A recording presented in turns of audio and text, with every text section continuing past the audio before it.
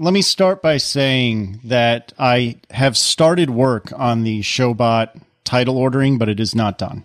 And I apologize for that. There was a pull request. Someone sent you the code that already does it.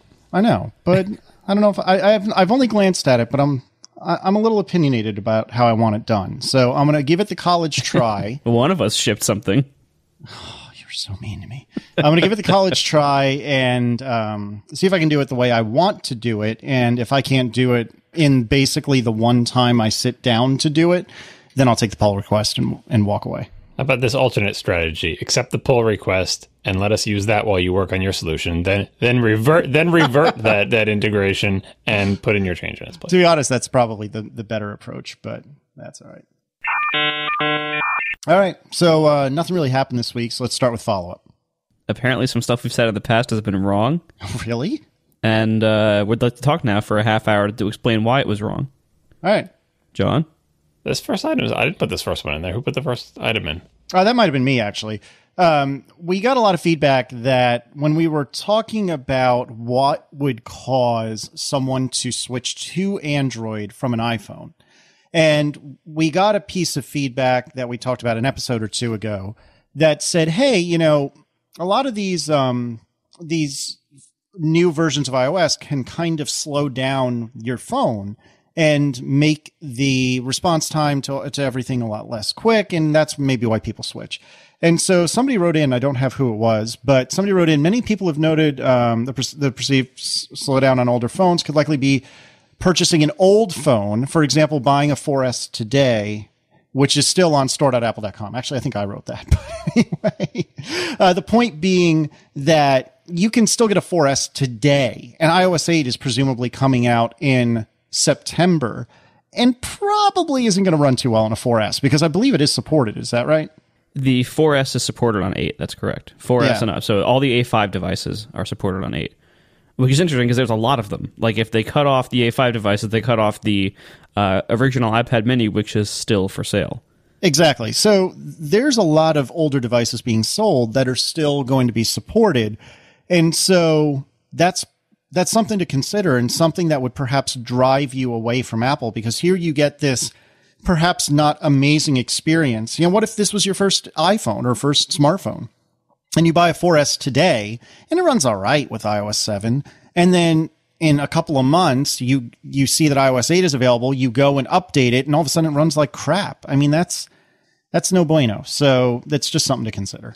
We talked about that on past shows. We were talking about why the heck the iPad 2 was around so long. They finally stopped selling that, right? I don't know. You're probably right. Anyway, but we've had that same complaint. And another one of my hobby horses is not putting enough RAM in things, especially when you can't upgrade it.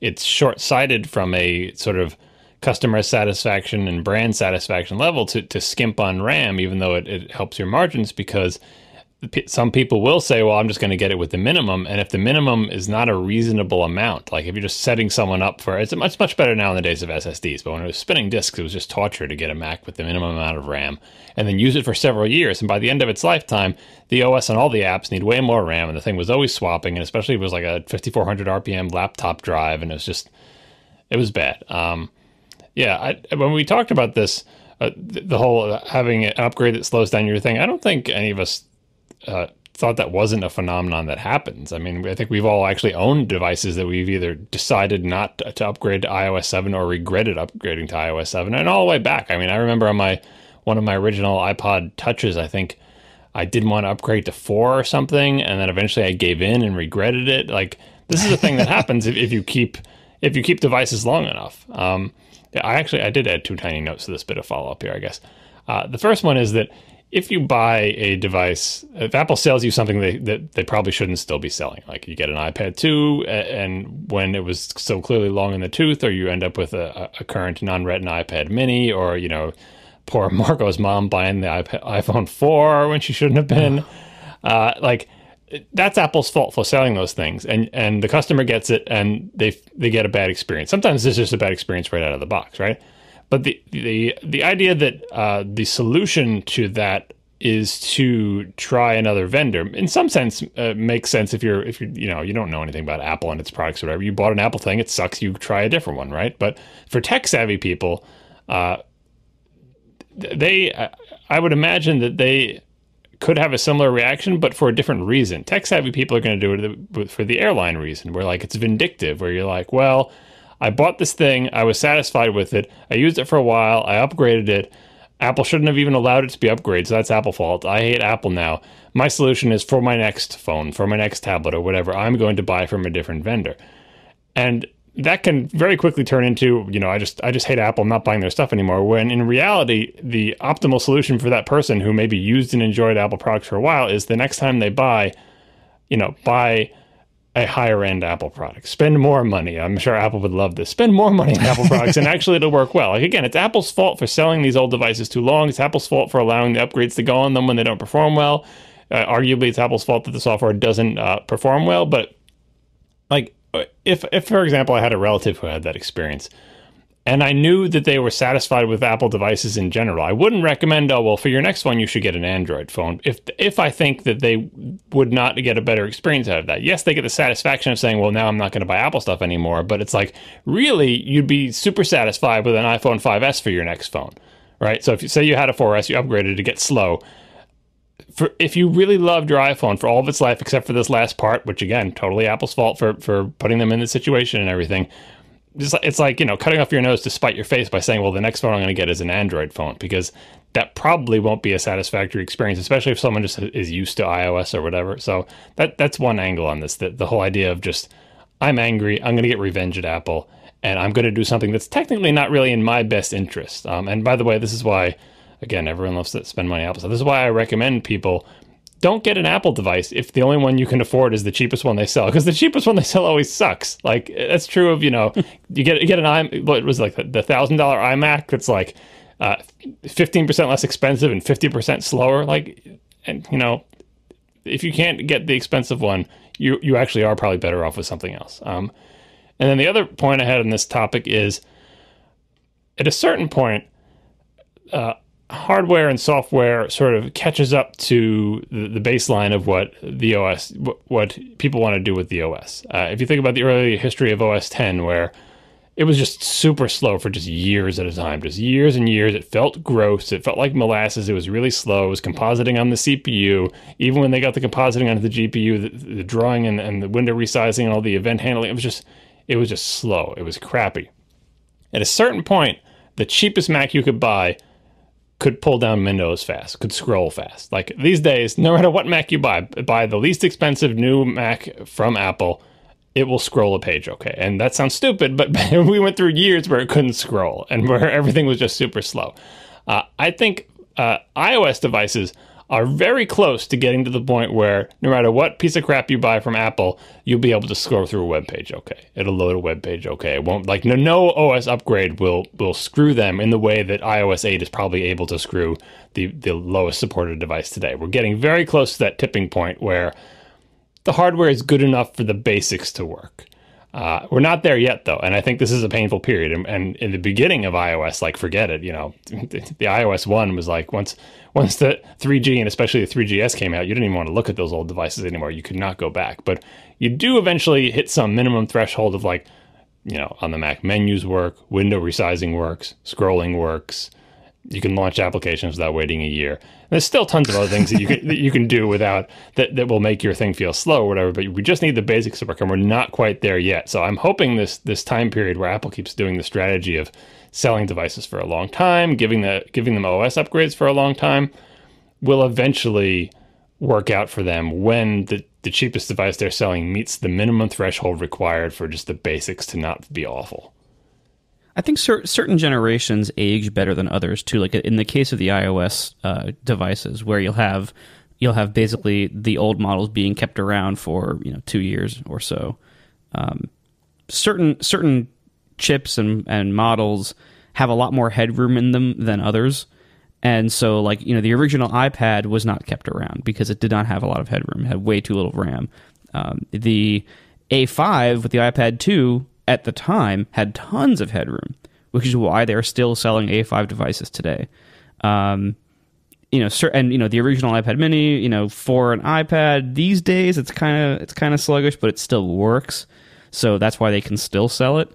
But running iOS 7 on the iPhone 4 was a bad move. And I think the A6 and A7, especially the A7, really has a lot of headroom in it. So like the current 5C is the A6. I don't know how long they're going to keep selling A6 devices. There aren't any iPads with it anymore, but I would guess that the 5C internals from the iPhone 5 with the A6, I would guess those stick around for another couple of years, and that really won't be that bad. The RAM problem is going to be an issue even for the A7 device. It's not like the CPU is going to get bad, but again, Apple's been so stingy with RAM; they've gone multiple generations without bumping the RAM specs in these things, and that is going to hurt it much sooner than you're not going to top out the A7 doing basic stuff. It's fine. The A7 is completely adequate for sliding views back and forth, scrolling them, responding to tap events, doing all the basic things you're going to need that we were just talking about.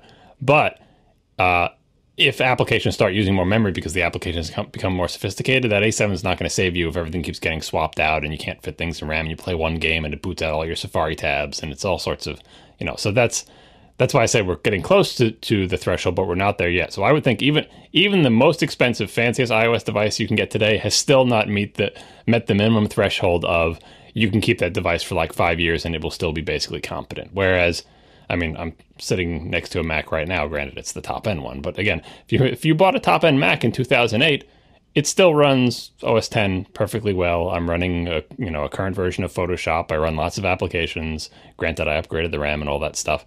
That's not true today. If you buy a top end iPhone today, in a couple of years, it will not be up to the task of running all the applications that even just the basics of just being able to. I feel like every time I launch this other thing, it gets booted out of memory, and I can't even run this game because it requires more RAM this thing has. Well, that's something that, well, first of all, real-time follow-up, I was wrong. They are still selling the iPad 4, which has the A6 CPU. It's an A6X, but it's the same CPU. So, my mistake.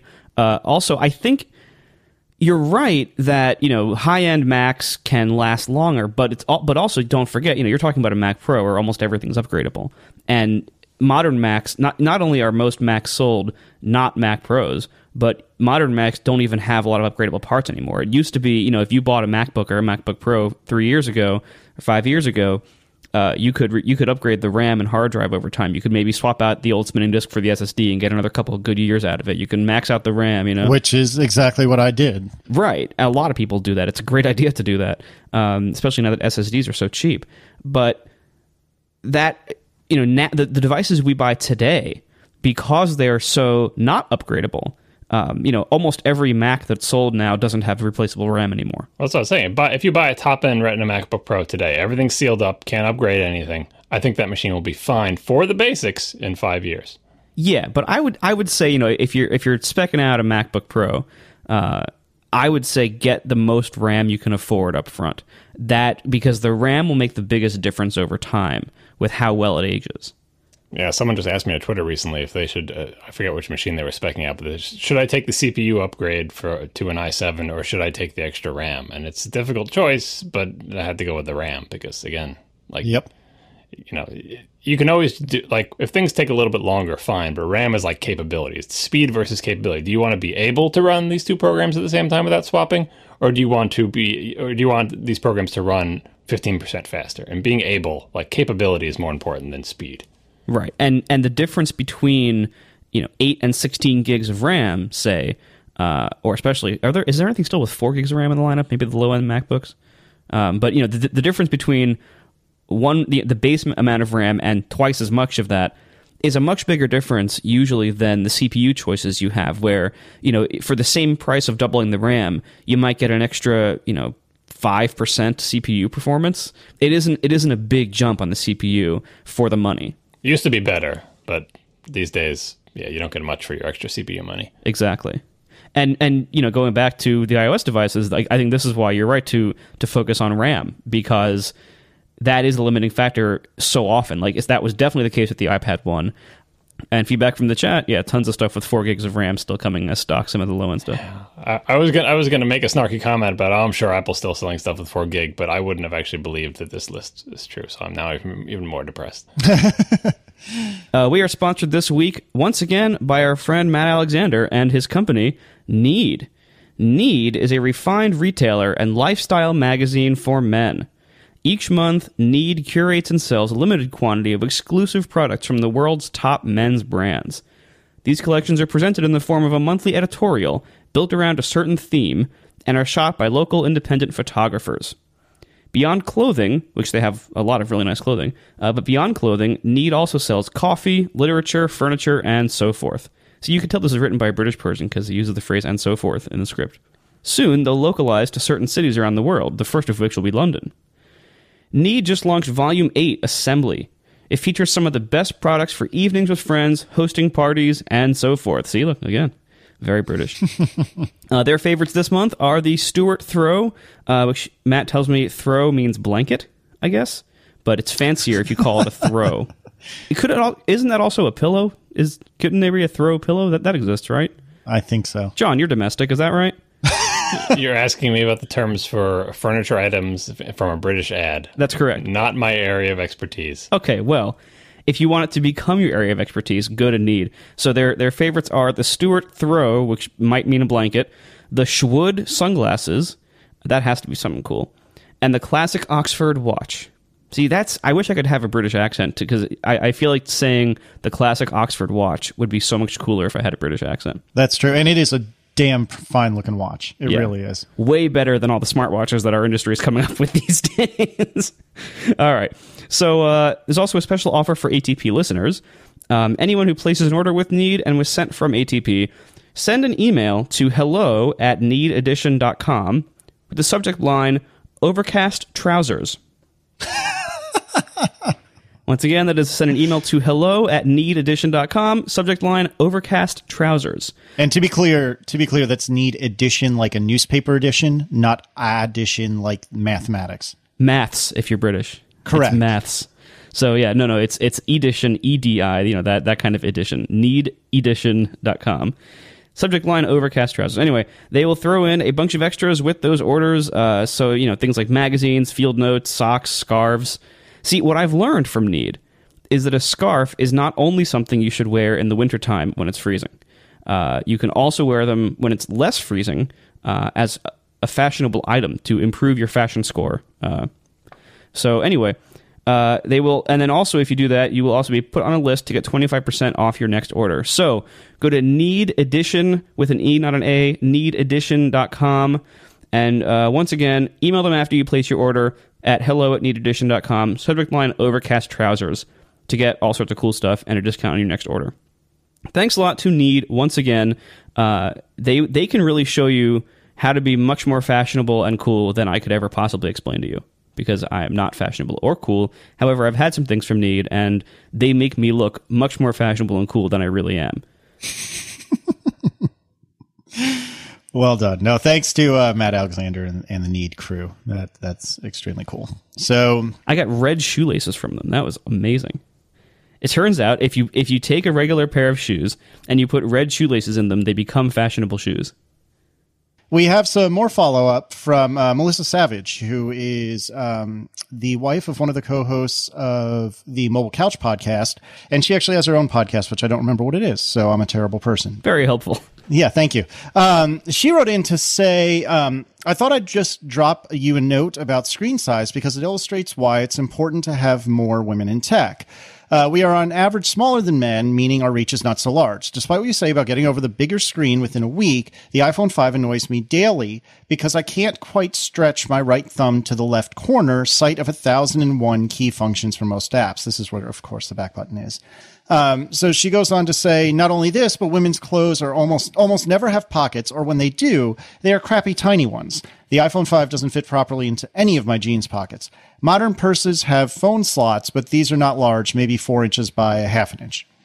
So, real-time follow-up, by the way, her podcast is Silver Screen Queens. Anyway, the point being that we were lamenting the fact that our jeans pockets, or if you're Matt Alexander, our trouser pockets, are not big enough. Wait, are those the same things? I thought trousers were like khakis, or are trousers all pants if you're a British person? I thought they were all pants. Don't say pants to a British person. Well, yeah, I know. I thought they were all the things that we put over our underwear. We'll have to get some clarification with Matt Alexander on the underwear hierarchy.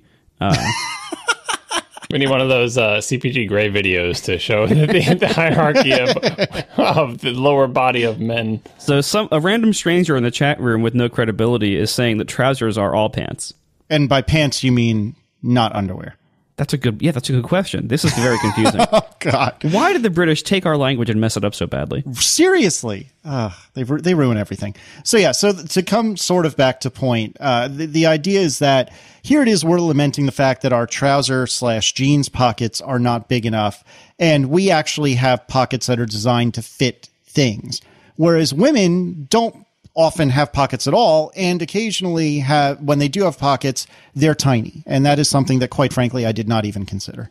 Well, not just I mean, there's 2 points here. One is the clothing thing.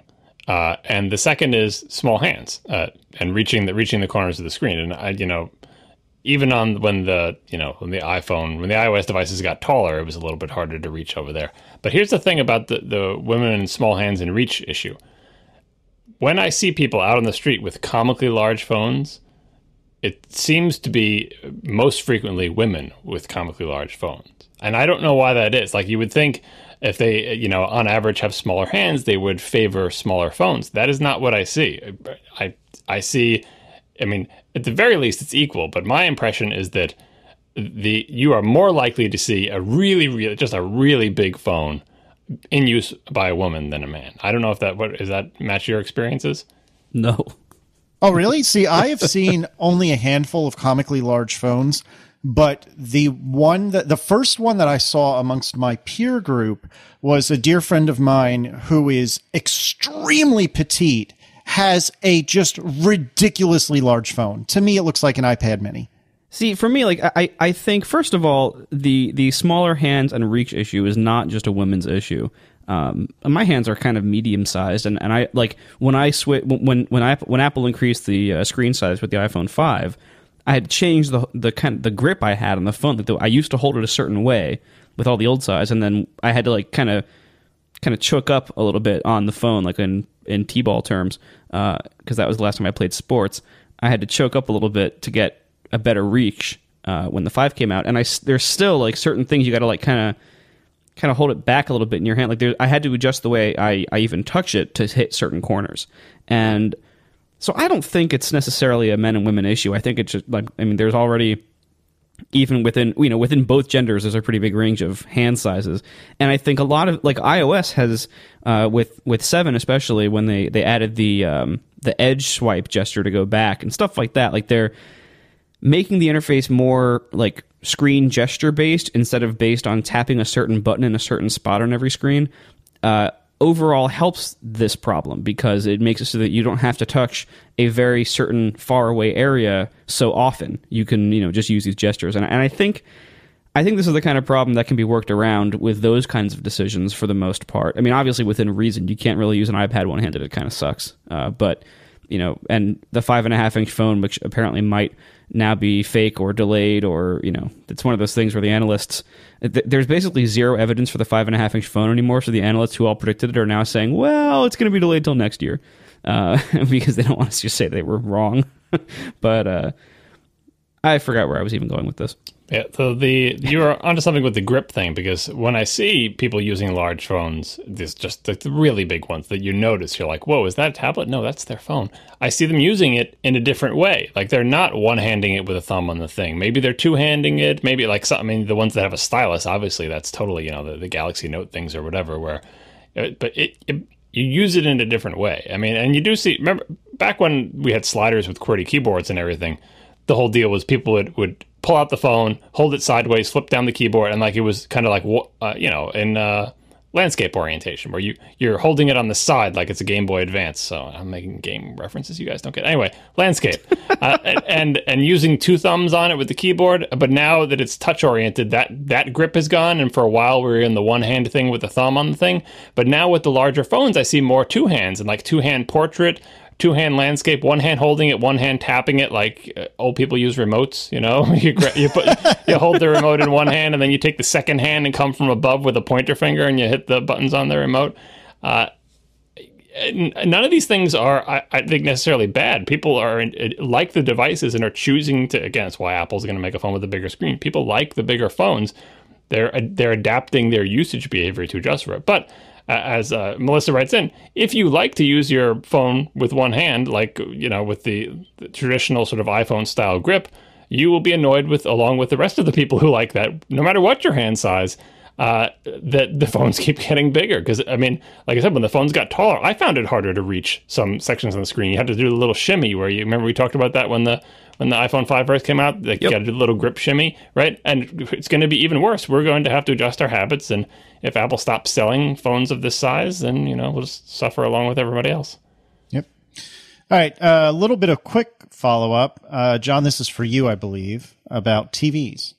Oh, yeah. We're talking about 4K and plasma. And one of the reasons that Panasonic exited the plasma business was going to cost them a lot of money to try to get a 4K plasma TV, because those little cells or pits that are in plasma televisions that make up the picture elements, if you were to quadruple the number of those, or roughly quadruple the number of those in the same area, they have to get much, much smaller, and that's harder to manufacture. And AWACS, I think this was on Twitter, sent me a link to say that Panasonic actually did make a 4K plasma television. It's 152 inches diagonal, though. That way you don't have to make the cells any smaller. You just make the television massive. They said it weighs 1,300 pounds and draws 3,700 watts. So, and it's not cheap either. That must have a 6-figure price tag. It is, yeah. I don't think I remember what the price was, but anyway, we'll put the link in the show notes just to go to see. I mean, again, it's not the fact that 4K is an impossibility for plasma. It's the technology to make the little picture elements, whatever they're called in plasma, smaller. They would have to do a lot of R&D to get that working. But I'm assuming this gigantic television was simply whatever their latest and greatest regular high definition plasma process was, and just made it way bigger with the little cells being exactly the same size. If only there was already a word for little picture elements. It's not pixels, because the pixel is the resulting image on the screen. I'm trying to talk about, and there is no equivalent in CRTs because it's just a big vacuum and an electron gun and scanning over the phosphorus. I think they're called cells. We are also sponsored this week by our friends at Squarespace. Squarespace is the all-in-one platform that makes it fast and easy. Can you believe that? Both fast and easy to create your own professional website, portfolio, or online store. For a free trial and 10% off, visit squarespace.com and enter offer code ATP at checkout. A better web starts with your website. Squarespace is simple and easy. They have drag and drop content editing, very easy page builder graphical tools, and also you can jump in there and you can get down to the markup and you can inject your own script tags if you want to. You can write raw markup if you want to. The whole range, easy to expert. They have a beautiful designs for you to use on your site. All of their designs come with responsive mobile designs that match your style, so your site looks good on every device every time. They offer 24/7 support through live chat and email, and they have a massive support staff located in both New York City and Dublin, Ireland. Squarespace plans start at just $8 a month, and that includes a free domain name if you sign up for a whole year up front. And you might as well, because let's face it, you're not going to move your host that often. So start at $8 a month if you sign up for a whole year. Get your free domain. Squarespace also features commerce on any plan. All their plans come with this. You can add, if you want to, a store, an online store to your site. And you can sell physical goods, digital goods. They manage all sorts of stuff for you, tracking and orders and everything else. Really fantastic. Start a trial today of Squarespace with no credit card required. It's a real free trial. No credit card required. This is where, you forget to cancel it and they automatically bill you. Nothing like that. Start building your website today. Check it out. When you decide to sign up for Squarespace, make sure to use offer code ATP to get 10% off your first purchase and to show your support for our show. Thank you very much to Squarespace for sponsoring ATP. Squarespace, a better web starts with your website. So, Marco, big day? A little bit. Oh, I'm so tired. When'd you wake up? I didn't sleep well last night, so it's kind of a blurry line. That was my next question, was did you sleep any? When did you actually remove yourself from bed? About 8, I decided I was probably done sleeping, and I had to come downstairs, because I had the launch scheduled for 11, and I had it in the state in iTunes Connect where it just has an availability date set in the future. Because the problem was, so I wanted to launch it today. If you set it to be released in the App Store today, then it'll start going on at midnight, last night. And I didn't want to stay up all night if there were server issues, because that was the big question mark was, will the server stay up under the load of however many people tried out on day one? I had no idea because I didn't really know how heavy is each user on the server. I really had no measure of that. You didn't do load testing with get a bunch of VMs and hit it from, that's the great thing about EC2 and stuff. You can just get a fleet of instances briefly and bombard your service to simulate the load of thousands of users. And it costs some money, but you could just ditch them all when you're gone. Yeah, I thought of that. It would have been very hard to mimic the exact usage pattern of Overcast users without having a bunch of iPhones connecting at weird times, having podcasts being released at certain times. It would have been hard to simulate well. And so instead, I opted to use that wonderful cloudness of modern hosting to instead just temporarily get way more resources than I actually needed. So I temporarily, a couple of days ago, I went from 2 web servers on Linode to 8. And a very easy way to create more if I needed to. And it turns out I ended up needing way less than that anyway. So I was scared of what the servers would do, and I didn't want to be kept up all night. So instead, I set it to be released tomorrow, and then today at 8 a.m., I changed the date back, which makes it immediately get released at that point. But immediately released on the App Store doesn't mean it's immediately available to everybody whenever they check and showing up in search results. Because it has to propagate to different CDNs around the world, different servers being replicated, and however Apple does it, it usually takes a few hours. So I wanted to launch at 11 a.m., so I made the switch of the date at 8 a.m., figuring that by 11 it would be available everywhere and showing up in search results. And turns out that was too early.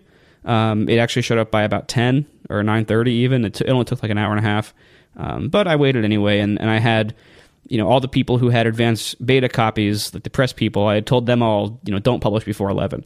So I waited, and, I didn't publish before 11 either. And, so spent the morning just looking over everything, tweaking everything, and then I launched it. And the response was strong immediately. I was scared of lots of potential things. I knew that I had made an app that I was very happy with. And my beta testers were generally very happy with it as well. But that's only 30 people. And, this app was downloaded by thousands of people today. So the opinions of 30, especially this relatively undiverse group, are not very reflective of the web at large. So I didn't know what to expect from either the server load or from just the reception of the app. And are there any really crazy bugs that are just really edge case that none of these testers or I hit? That would be major showstoppers, and that I'd have to freak out and issue a quick emergency update.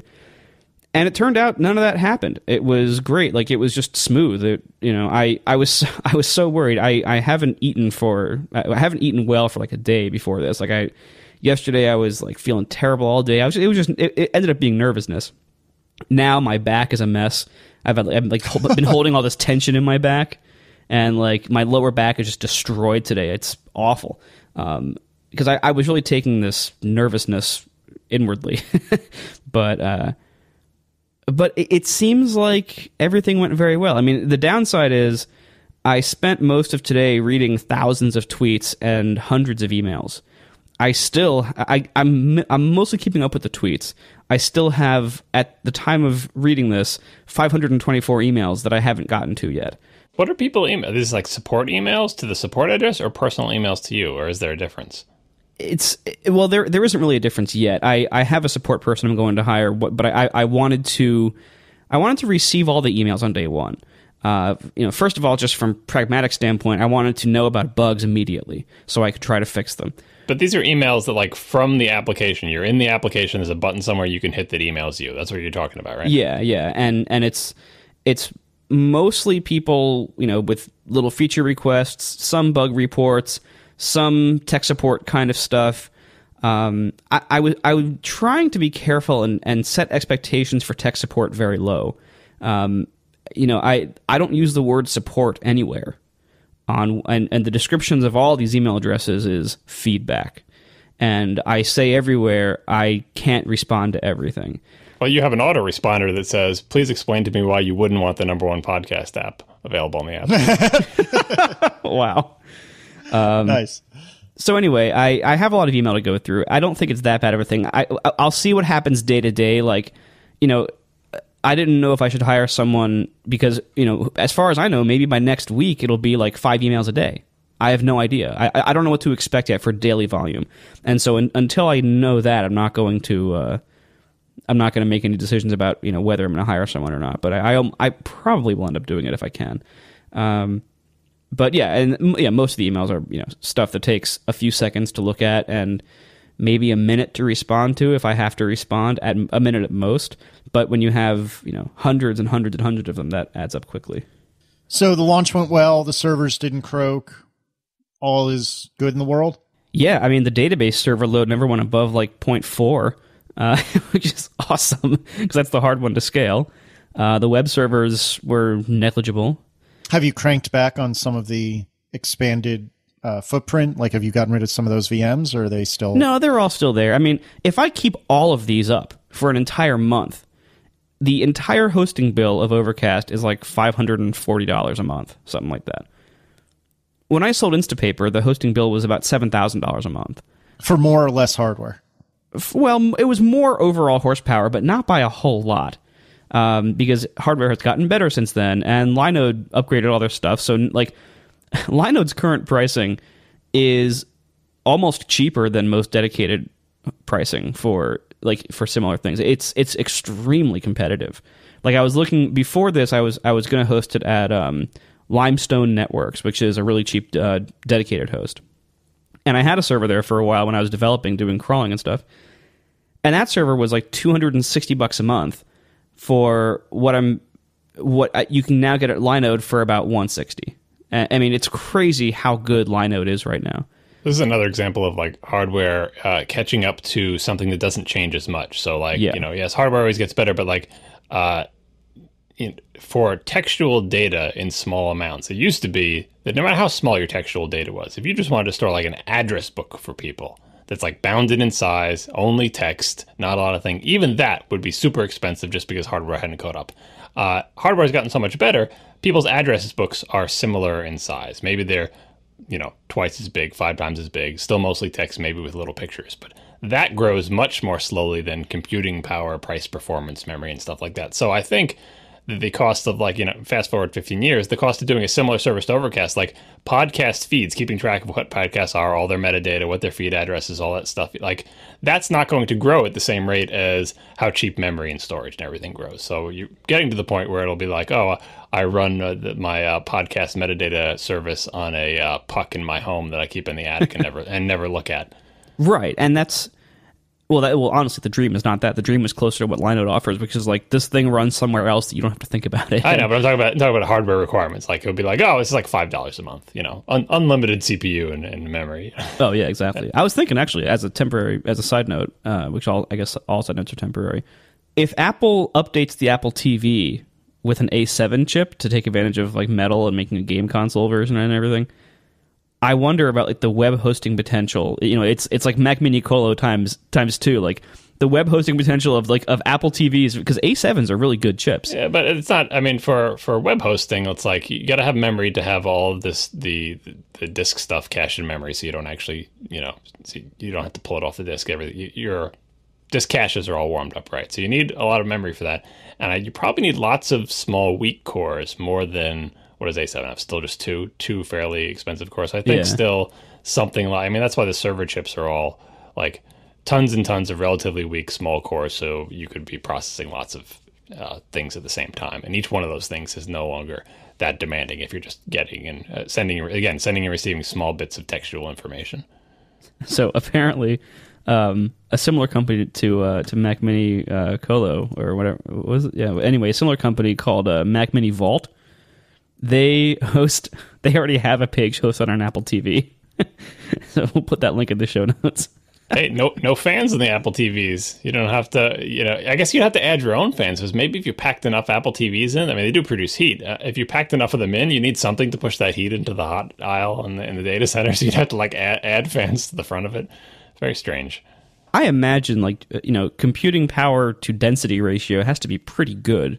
With if there's an A7 based Apple TV, that has to be pretty good. Yeah, but I mean, like the Mac Minis though, these are not purpose built hardware for the data center, and the people who do make purpose-built hardware for the data center have access to more or less the same technologies, right? So it's not as if, this is the optimal solution. It's just funny and interesting from imagine if you just got a bunch of these pucks and you put them in this little drawer.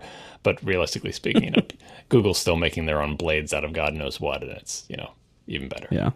So first day went well. Do you care to share how many users you have? I saw you tweeting earlier today how many signups you had. What are we at in at least a vague order of magnitude? 21,800. Now, is that people accounts registered server side, or are those number of downloads from the App Store? That is accounts registered server side. The number of downloads I won't have until tomorrow morning when I get the stats. I mean, you figure it would be similar because it's you can't really use the app until you sign up. So if people downloaded it and didn't launch it, I guess. But So I would imagine the number of downloads is probably substantially higher because there are going to be some people who downloaded it and just haven't launched it yet. Some people who downloaded it, got to the login screen and said, I don't want to create an account, and deleted it, or said, I'll come back to this later and do this. So I would guess number of actual downloads might even be as high as twice that. Do you have the FAQ linked from that first screen that says, Yes. create an account or whatever? That's why I wrote the FAQ, and that's why it's called the Skeptics FAQ.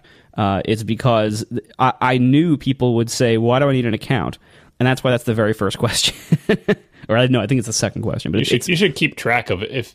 If they launch the app for the first time and don't hit either one of those buttons, the second time they launch the app, you should make the Skeptics FAQ more bold. Because I don't even remember seeing it there, but there is an explanation. You might as well give it now. There is an explanation of why do I have to make an account of any kind for a podcast app? Yeah, and this was, I've had a couple. I didn't know that this was another kind of risky thing. I didn't know if there would be a lot of people who were offended by this and who would skip it, or who would cancel their efforts to try Overcast entirely just because they didn't want to do that. The reason the accounts are there is because this is an entirely server-backed app. The server does all the crawling, all the updating, all the notifications and everything. The server does a lot of the work. And the app doesn't even have an XML parser. The server does everything and just outputs JSON to the app, which it can decode quickly and natively. Anyway, and so there has to be some kind of user identification method between the app and the server. Now, if all I ever had was an iPhone app, or even if all it ever was iOS apps that were all on the same account, I could do things to kind of hack around this. I could do generate a random ID the first time you use it, and then use that as your username behind the scenes, and never even show the user what their username is, and then that could work just fine. I could also store a user ID string in iCloud in the key value store, so that way they could launch it on their iPad after I make an iPad version, and then it syncs over. There are things like that I could do. The big problem with that is, first of all, that would almost completely rule out web functionality.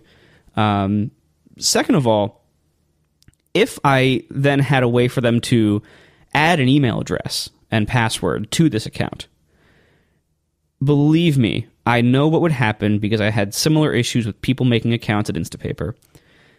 What would happen is people would make duplicate accounts. They would rather than associate an email address with their current account, they would create a new account inadvertently with the email address.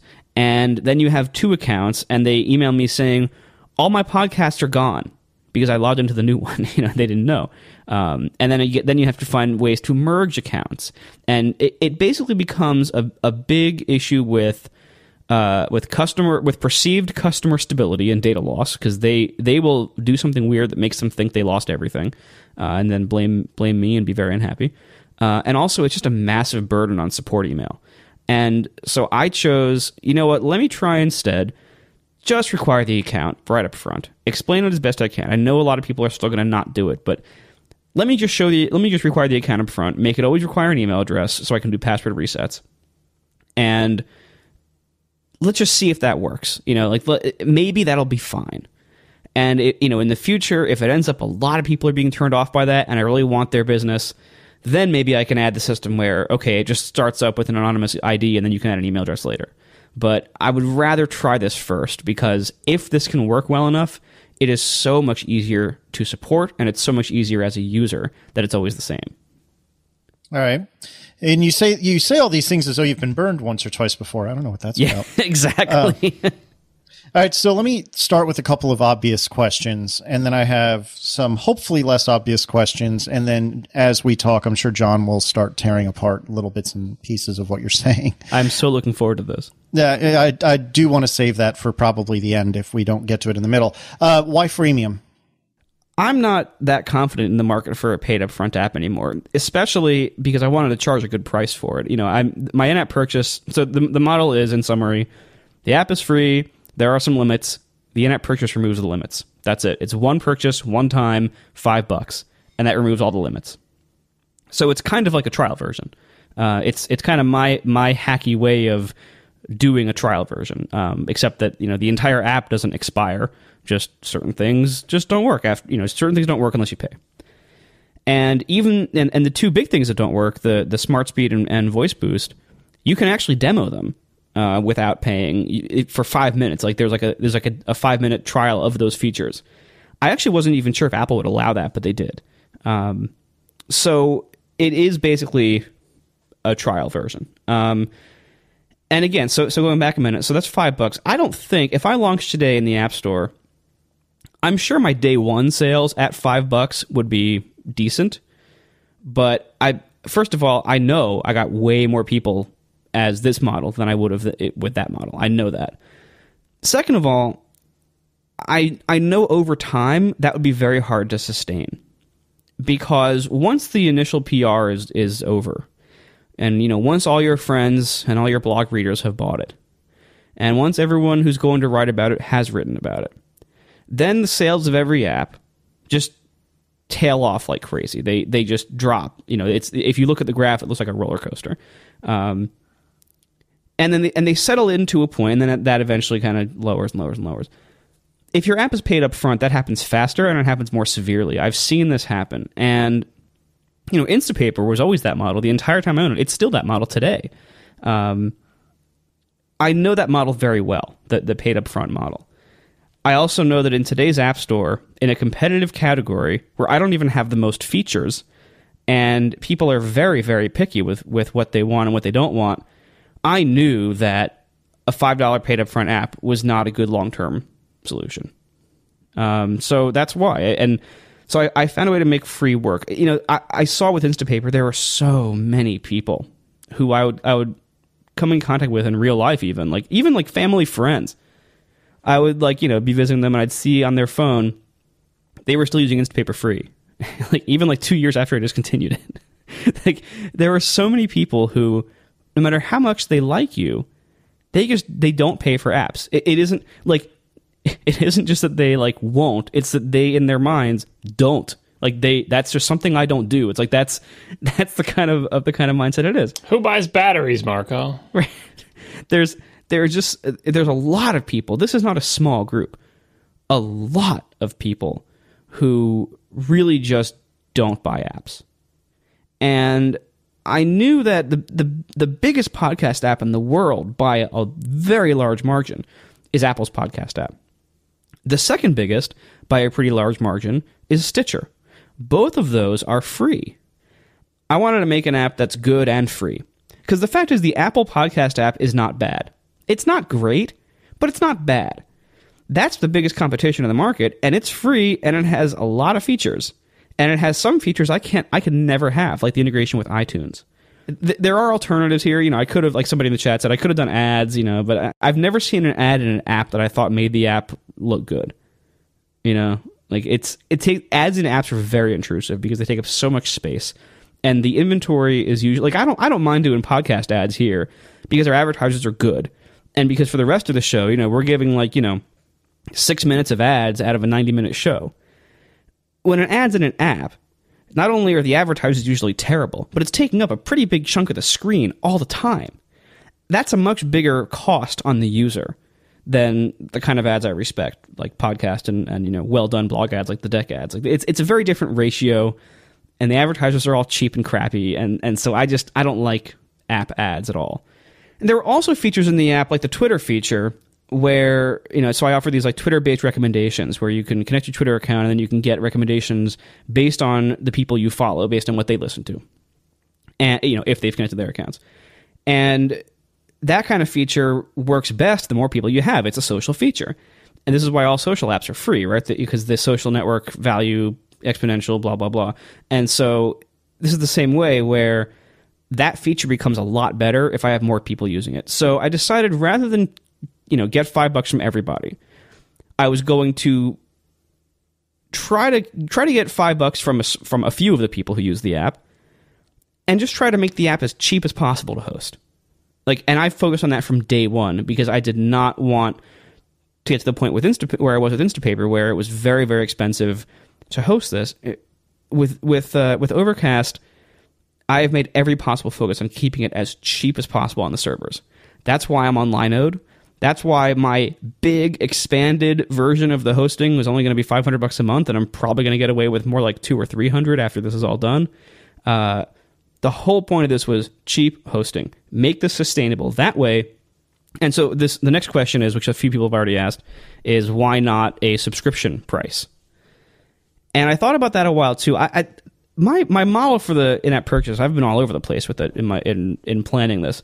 Originally, I was gonna do everything is unlocked and you just pay what you want for the app, and that I thought about that. I got some input from some trusted people, and that it wasn't very good. Is that even allowed on the App Store? How would you get the money from them? I actually asked them that because I that's a good question. I talked to a couple people at Apple, whoever the people I could find at Apple. They don't necessarily publish a directory or anything, but the people I could find who might have been relevant to it at Apple, I tried emailing in and got various places, and all of them kind of ended with, well, maybe. So it was kind of a question mark as to whether that would be allowed. And it generally with App Store stuff, you don't want to live on a question mark edge of a rule. What you said earlier, John, is exactly right, which is the cost of hosting each user goes down with time. So the only way that if I'm responsible about how I host this and how I manage the resources, the only way that the costs really meaningfully go up over time is if the user base is growing substantially over time.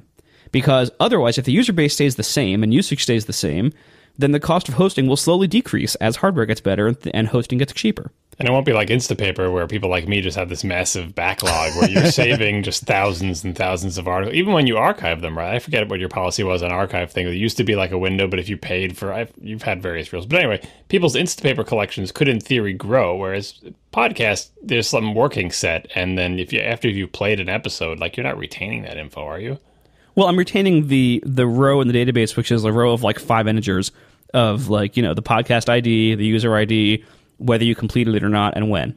I was saying is you could trim that stuff off. You don't need to keep a record of that. I listened to this episode 3 years ago because it's no longer visible in the app. It hasn't been visible in the app for years. Well, actually, if the podcast has fewer than 1,500 entries, it is still visible in the app.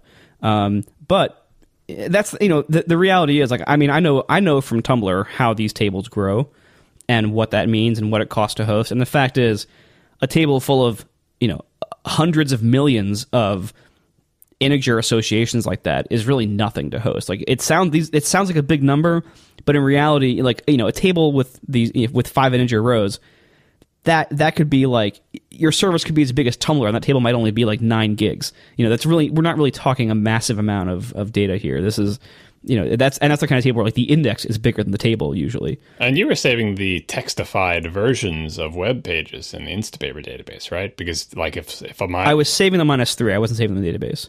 All right. Well, but somewhere you were saving them because you had the if someone had a different view of a website than somebody else, you couldn't just save that web page as they saw it and allow everyone to see that. Right. It was a way to work with login barriers, so that if you were logged in, if a site required a login barrier, if you saved it with the bookmarklet, the bookmarklet would send a copy of what you were seeing to the servers, which would save it just for you. And anyway, so where was I? Oh yeah, so subscriptions. So yeah, I didn't do subscriptions because my costs aren't high enough where I really need them. I can get along just fine without them, and I might do them in the future. With Instapaper, when I sold Instapaper, I don't know what it is now. I haven't been bugging them about stats or anything because honestly, that's not my job anymore. But when I sold Instapaper, it was making about half of its income from subscriptions, And the Instapaper, it was an interesting model. It was, the app was a few bucks. Most of its life it was $5, then it became $3. About halfway through the time I had it, I launched these monthly subscriptions that would allow me to offer a very small subset of users very expensive features. It started out with search. Well, it started out with nothing, then I added search. Most people who subscribed did not subscribe because of search. Most people who subscribed out of a sense of goodwill to me for providing years worth of app updates without charging them, and making basically building up a surplus of goodwill among my audience. That's kind of my plan here. Is if I need more money later on to address hosting costs or whatever, I'll do a few years of free updates. People will like me enough that if I put in like a tip jar or something, or like a monthly voluntary subscription that does nothing, you can make good money with that. I mean, really think about it. I was making half of my income from those when I sold Instapaper, and most of those people never searched. That was not the reason they were buying it. So that's the plan for money, is what I'm saying. Did I miss anything there? I'm sorry. It's been a long day. I'm kind of mentally fried. So that last bit, though, you were saying like the idea of having the equivalent of a tip jar, even if it technically is for search or whatever, and having a subscription thing. Or you mentioned that those are both viable. It's not like you're saying, oh, that can't work. I mean, because you know from experience that it can work in a reasonable fashion. What is it about that approach that you didn't like that made you change your mind this time and go with the $5 to unlock the rest of the functionality thing? It really is a combination of not having a lot of faith in that, because keep in mind, I sold Instapaper over a year ago, and when I sold it, sales were not great. And so, I saw the writing on the wall for the paid upfront model back then, and I'm not very confident in it now. Part of it is also that now is a different model. Instapaper had basically 1.5 competitors. The podcast app market has lots of competitors, and many of them are free. And so I recognized there was, stiffer competition here. I was going into it, a very mature market. Like with Instapaper, even though there was competition from, 6 months after I launched, the competition and I evolved together. Like we both started from the same spot of not much. And then, we were able to like grow over time in complexity and advancement. With the podcast market, I'm going into it while everyone else who's in this market has been writing their apps for like 4 or 5 years. Like these are now like old apps. They've been around the block. They have tons of features, tons of infrastructure in place. I was starting late to this game, so I was going to come in with fewer features by necessity. And so that's another thing. Like I tried with that. I realized that I would need to do something a little more dramatic than just launch to $5 if I wanted to get a decent user base. Well, what I was thinking of was comparing it to also launch it free, but have a $20 I like Marco because he makes nice things thing that unlocks some feature that no one's going to use, like search, but people would do out of the goodness of their heart. Like that's the model I'm comparing it to. Not the $5 upfront, but the large in-application quote-unquote subscription, whatever you want to call it, that isn't really unlocking anything. Like the big tip jar. Yeah. The main reason why I didn't do something like that is that I just didn't think most people would buy something that expensive. And because one of my ideas was to have like a 3-tier system of like pay what you want, $2 a year, $5 a year, $10 a year, or something like that. And I was a little afraid that, by making it complicated, because those things are all kind of complicated. By making it complicated, then, I think you reduce dramatically the number of people who will do it. Because some of those words kind of scare people away. I was even thinking like, using like the public radio vocabulary, calling these things pledges, or you could be like a supporter of the app. Would you run a telethon like once or twice a year then? If I did that, maybe I'd have to consider it. I thought of all those models in various showers I've taken over the last 2 years, and because that's in the showers when I think about pricing for my app most. I don't know why. That's my life. So I went with this model because it's simple and because it's a low barrier to entry. The price is relatively high. If it's $5, I was tempted to charge 10 actually, but I knew nobody would buy that. and who knows, I might discount the in-app purchase in the future. I'll play with the price. It's not hard-coded anywhere. I decided in the end to just keep it simple because it's simpler for everyone. It's simpler for me. It's simpler for the users. This gives me flexibility. I can do things like, in certain places, people who can't use an app purchase, I can like put up a web Stripe buying form, and then sync that over with their account so it unlocks the app. Like by keeping it simple, I have many options. So that's really it. All right. We are also sponsored this week by Fracture. Fracture, they sponsored us a while ago, back I think in May. They sponsored us. Fracture is great. Fracture prints photos directly on glass in vivid color. It's really interesting. So I have a bunch of Fracture prints around my office because they're good. I mean, and, it started out, obviously, they were a sponsor. That's how I learned about them. So disclaimer. But even when I'm not being sponsored by them, I have on multiple occasions bought Fracture prints at full price because I like them. Fracture, their printing method, it's great. Like you upload a picture or whatever, and then you get it printed. And it's really, the picture is printed directly on a thin piece of glass that's then mounted to a thin piece of foam board so then you can hang it up easily. So these prints are relatively lightweight. Like you don't have to worry about them like falling off the wall and pulling your wall down and shattering or anything.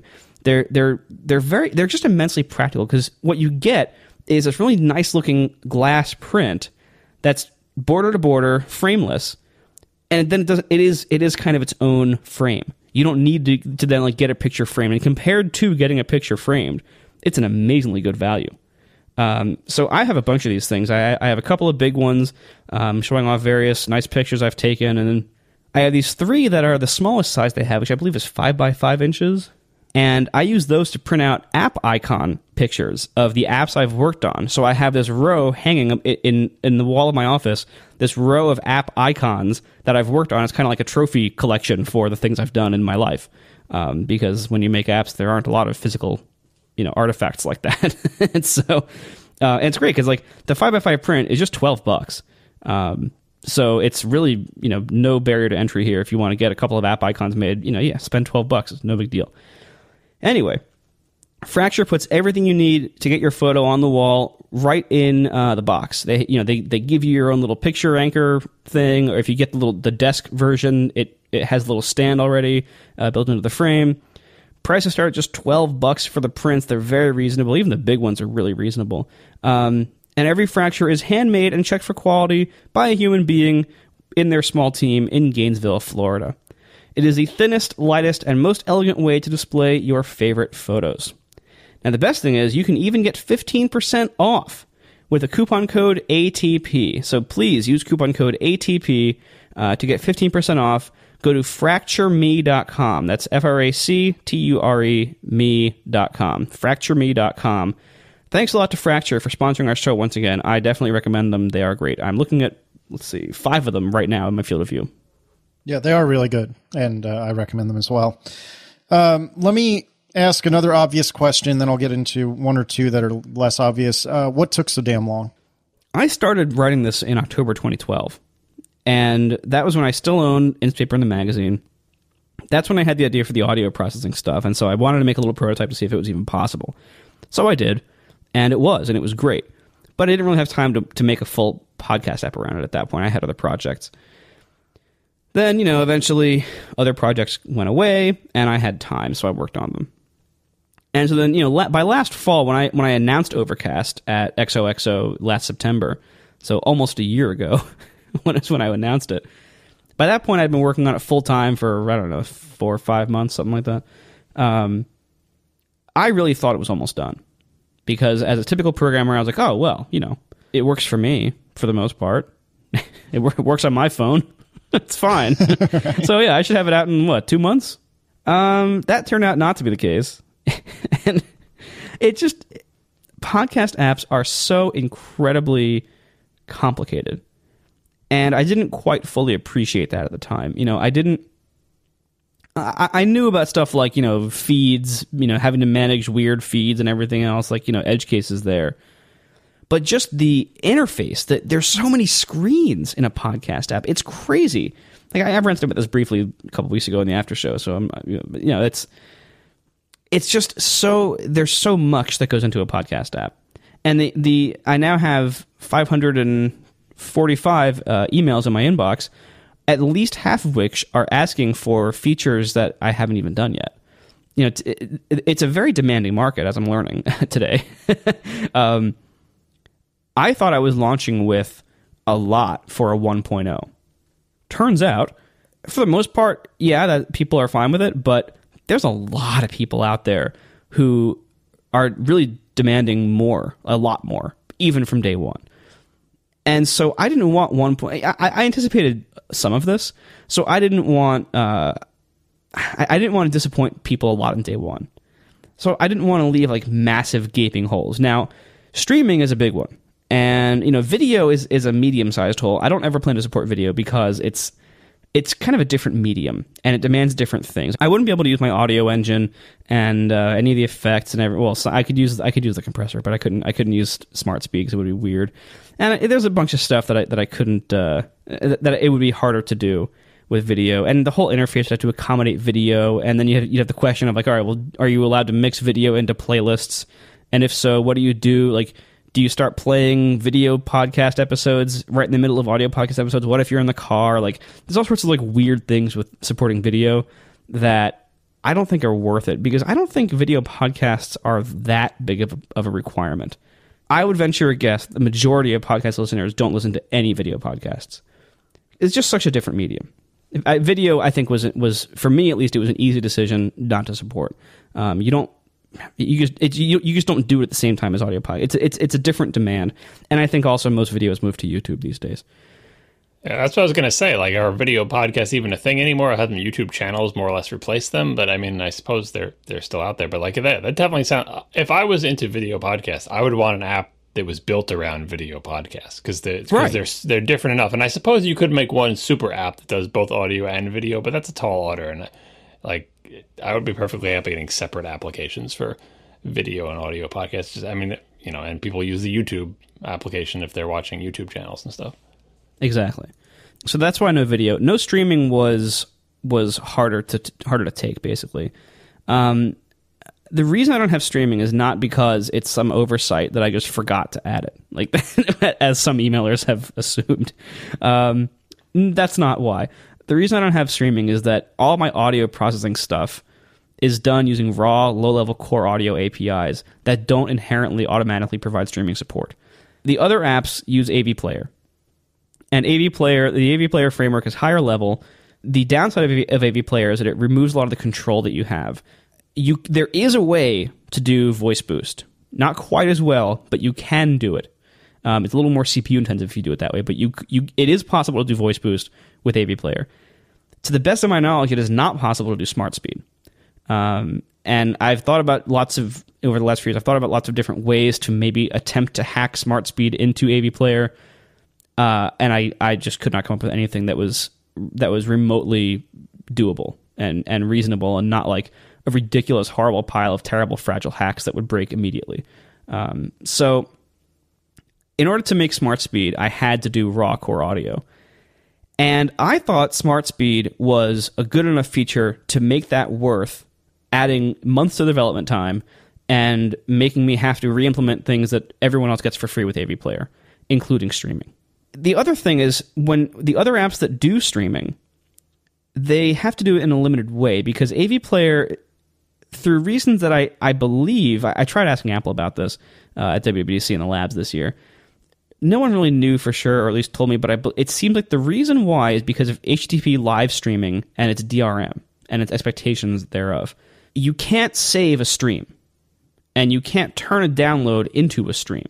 You have to either stream something or download it. You can't do both. You can't just like start playing a partial download, and you definitely can't convert a stream into a download. Like, you know, just stream it and just save what you're streaming until it's done, and then save that as a file. No, you can't do that. What I'm going to do when I do add streaming, which is I'm going to begin work on that shortly once 1.0 stuff settles down, I'm going to do it so that you can just start playing a progressive download. Doing that well in the background download system requires new capabilities that are in iOS 8 only. So it made sense to wait until iOS 8 came out and do it then. And so that's what I'm going to do with streaming. So let me ask a genuine question. Why is streaming such a big deal, not from a development side, but from a user side? Like, there have been times I've wanted to listen to a show and it hasn't been downloaded, and so I just wait for it to download. Like, what am I missing that makes this such a big deal to so many people? Most of the benefit of streaming, I think, has been removed with background downloading in iOS 8 or 7.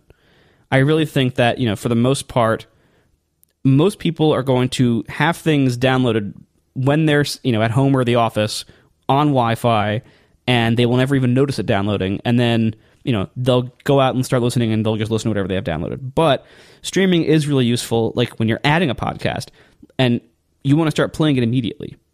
And so for that instance, like, I just discovered this episode or this show. Let me start playing this right now. You can't, I'm not you personally, but you can't wait like literally 60 seconds. Also, the chat room is saying storage space. I mean, I shouldn't be arguing with anyone. I didn't realize that people were running within like 50 or 100 megs of the limits of their device. I'm surprised to hear that. You got to leave gigs free. I just tried to upgrade my iPhone to 712, which I'd forgotten that I hadn't upgraded it to that. And every time I try to upgrade iOS on that thing, it tells me I don't have enough space. Only 1.4 gigs are available, so I got to go delete stuff. And you need a lot of room just for even small OS upgrades. Also, like a lot of, there's the issue of download speed also. Yeah, which is what the chat room is now telling me, is that I'm spoiled by LTE/decent Wi-Fi. Well, and also, some podcasts are hosted on servers or CDNs that themselves don't send the files very quickly or can't send the files very quickly. Yeah, that is a big problem. So my experience, obviously I don't have an iPhone, but like with my iPod Touch, is with the background downloads, every time I pick up my iPod Touch and go to Overcast over the past month or so I've been using it, everything's already downloaded because it's just been sitting there in my Wi-Fi all day. But on the occasion when I've said, actually I want to get, like you just said, I just want to get this episode, I do the thing you just said, Casey, and I go to download it, and I look, it's like 1%, 2%. And you're like, oh, no, this exactly. is going to be... And for me, I can't say, well, I'm going to get in the car and drive away anyway, because as soon as I leave my house, the download stops, because it's an iPod Touch. So, like, it's not... I think there are two use cases. One are the people, like, when you say streaming, you think of people, like, just wandering around constantly pulling audio over cell data that goes right into their ears. But I think the other use case is I don't want to have to wait for the download to finish, and I want to be able to start listening as fast as I can, because presumably the service can send audio data fast enough that you can listen to it in more or less real time. So that's what I would like out of the streaming. Not so, like, I remember being frustrated when Apple first added podcast to iTunes. I got all excited, went into the podcast, got a subscription, and then clicked on an episode and saw the downloading bar. I'm like, why isn't it playing? It's not going to play until it finishes downloading. This is ridiculous, because you're used to, like, everything, web browsers. If you go to an audio file, a video, like, of course it starts playing before the whole thing downloads. It's not, but podcasts weren't like that, probably for framework reasons. And by the way, a lot of people in the chat room have mentioned lots of other podcast apps that already do this. I think what Marco was saying is that the frameworks Apple provides don't give you a convenient way to do that. So if you want to do that, it is entirely possible. You have to do it yourself, though. And what Marco's saying is he wants to wait until iOS 8, because there are frameworks that make that easier. All these other people with podcast apps, like Marco said, got a big head start on him. They've already implemented their own ways to do all these things. Essentially, I think what it comes down to for streaming is you got to pick what's going to make it into 1.0, and that one didn't make the cut. I mean, if you had added streaming, you'd be waiting many more months before the thing came out. Right, and specifically, what they've added in 8, this is no big top secret. What they've added in 8 is the ability to basically use streaming on the same download that can become a background download if it has to. In 7, if you wanted to do a background download when the app wasn't running or whatever, you kick off the request, and it says, all right, and then it can tell you progress updates, but you can't get to the data until it's done. So there's no way to stream that. So if you were offering streaming before, you had to offer streaming in a way that... Oh, and you also can't convert any other downloads into a background download. So you'd have to offer streaming in a way that if you were streaming, hit pause, and the app got terminated or got backgrounded, that download would get canceled and fail, and you have to start over again with a background download if you wanted that file. Where what they've added in 8 is the ability to convert a streaming data download into a background download, so that use case can can continue and can do that well. So that's what I'm going to use. All right. What about the dev process surprised you the most? Was it just that there are that many screens, or was there something else?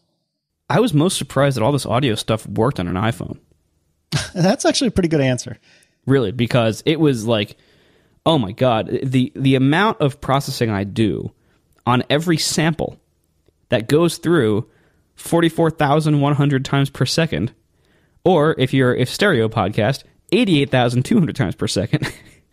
The amount of like just processing and math, like I look at almost every sample in some way when Smart Speed is on, at least. And even when Smart Speed is off, to render the little peak meters animation, the little EQ animation, I'm looking at every sample. I'm doing an FFT on every sample. That's crazy talk. Thinking about that, like just logically, that shouldn't be so fast on an iPhone. It runs at 30 frames a second on an iPhone 4. And without maxing out the CPU. And to answer people in the chat talking about battery impact and everything, I was concerned about battery impact. I've been using this for over a year now, and the battery impact is fine. It's fine. Like it's not.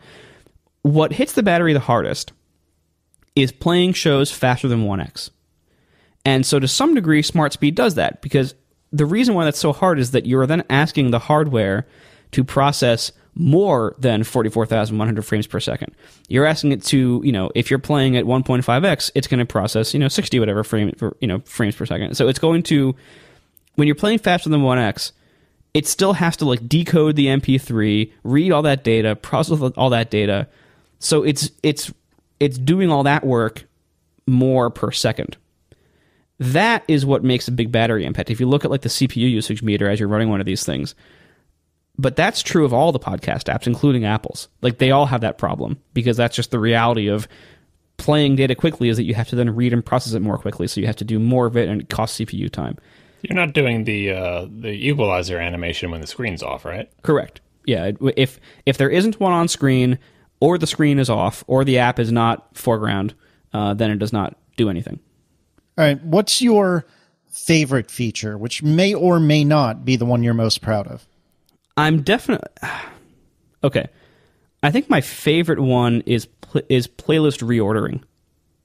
The way playlists are implemented is crazy, because I really wanted this particular feature, which is I didn't want to have to distinguish between a manually organized playlist and a smart playlist, the way most like iTunes does it that way.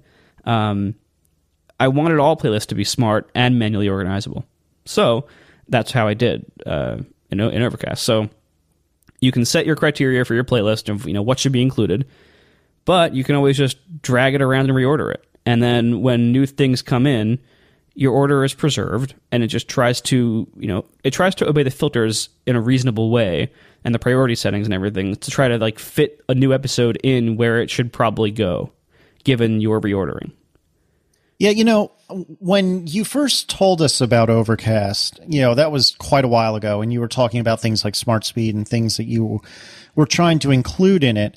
And you had told us about your playlist ideas. Possibly it was _ and I down in South Carolina, but regardless of when, I'd never used playlists ever in any podcast app I've ever used. And so when you gave us the beta, I tried to do a playlist for things that just Aaron and I listen to, which is basically just IRL talk, and then everything else. And every time I started fiddling with the playlist settings, or perhaps reordering the playlist like you were describing, it was very quickly apparent to me that this was something that I've always wanted in my life. I just didn't know it yet. And it's really, really well done. And I am not surprised that you count that as your favorite feature. I think my favorite is probably Smart Speed, because I think it is so transparent, but the playlists are a close second. Yeah, I mean, Smart Speed, I think, is definitely the one I'm most proud of, because Smart Speed it's a hard thing to do. Like one of my formulas for my own happiness and intellectual happiness as well as success in the app world is, it's nice if you do like one hard thing and a lot of easy things in an app. That's a really good balance to have, because if you do like one really hard thing, that makes it harder for competitors to do and to copy you feature by feature. But then all the easy things help it be easier to maintain for you. And usually, like, a lot of things that are very hard to do aren't really worth it. Like, they don't bring, like, it isn't a must-have feature for customers. So you got to be careful what you pick. But, like, you know, I talked in the last after show about how, like, I worked so hard on the Kindle feature for Instapaper. And in reality, that probably wasn't worth all the effort I put into it. Because it was hard. It's easier these days with some other tools, but it was hard. Anyway, Smart Speed is a very hard feature to implement well. You can do it badly in a few easier ways, but I wanted to do it right, and I wanted to do it well, and doing it well is not easy. That said, there isn't anything stopping the other podcast app developers from doing it. So, you know, like, just time and dedication and you know, possibly having to rewrite a lot of code, you know, they could do it. It's not like it's going to be exclusive to me forever. Like, I'll be lucky if it's exclusive to me for 6 months, you know, but anyway. And yes, I know RSS Radio already does it to prevent any feedback like that. So it isn't even exclusive today. But yeah, so anyway, I'm very proud of that. I'm also very, very proud that my EQ meters animation thing actually works, because the whole reason I did that is because Apple in their music app in iOS 7, like, because the problem I was trying to solve with that was, how do you indicate in the list of episodes, how do you indicate which one is currently playing? And the way Apple handles this is they have a little pink animation in the music screen that is like a tiny version of this in like a little circle on the side or something like that. It's a tiny version of a peak meters view. What drives me crazy about it is that it's fake. It's just a canned animation of some bars moving up and down. It is not actually reflecting the music that is playing. So me being a smartass and being arrogant, I thought, you know what? I bet I could do that for real in my app. And so I tried, and I'm like, you know, at first I was like, I'm probably gonna have to use OpenGL and to make it really fast and everything. And it's kind of hard to use OpenGL on a translucent blended layer that's going to be blended into the rest of UIKit. Like, that's not easy. And I really didn't want the overhead of doing GL, because I didn't want to be spending 2 weeks on this one little feature. What made you think you knew we were going to need to use OpenGL for it? Just to get the animation fast enough. Or for battery reasons, like, you know, like, maybe I could do it with QuickDraw or whatever, but maybe it would take too long. And, you know, QuickDraw, right? You mean the actual drawing process, though? Like, so what you were worried about is not so much because, you know, core animation will be run through OpenGL, but it's like you didn't want to have to draw the little lines with core graphics, thinking that you wouldn't be able to get 60 frames per second out of that. I was worried about that, and I was also worried about, you know, the FFT that's running in the background and processing all the sound. Like, what is that going to do to battery life? So what do you think the GPU is sitting there waiting to run your DSP functions on it, right? I've thought about that, but honestly, the CPU versions of it work so incredibly well.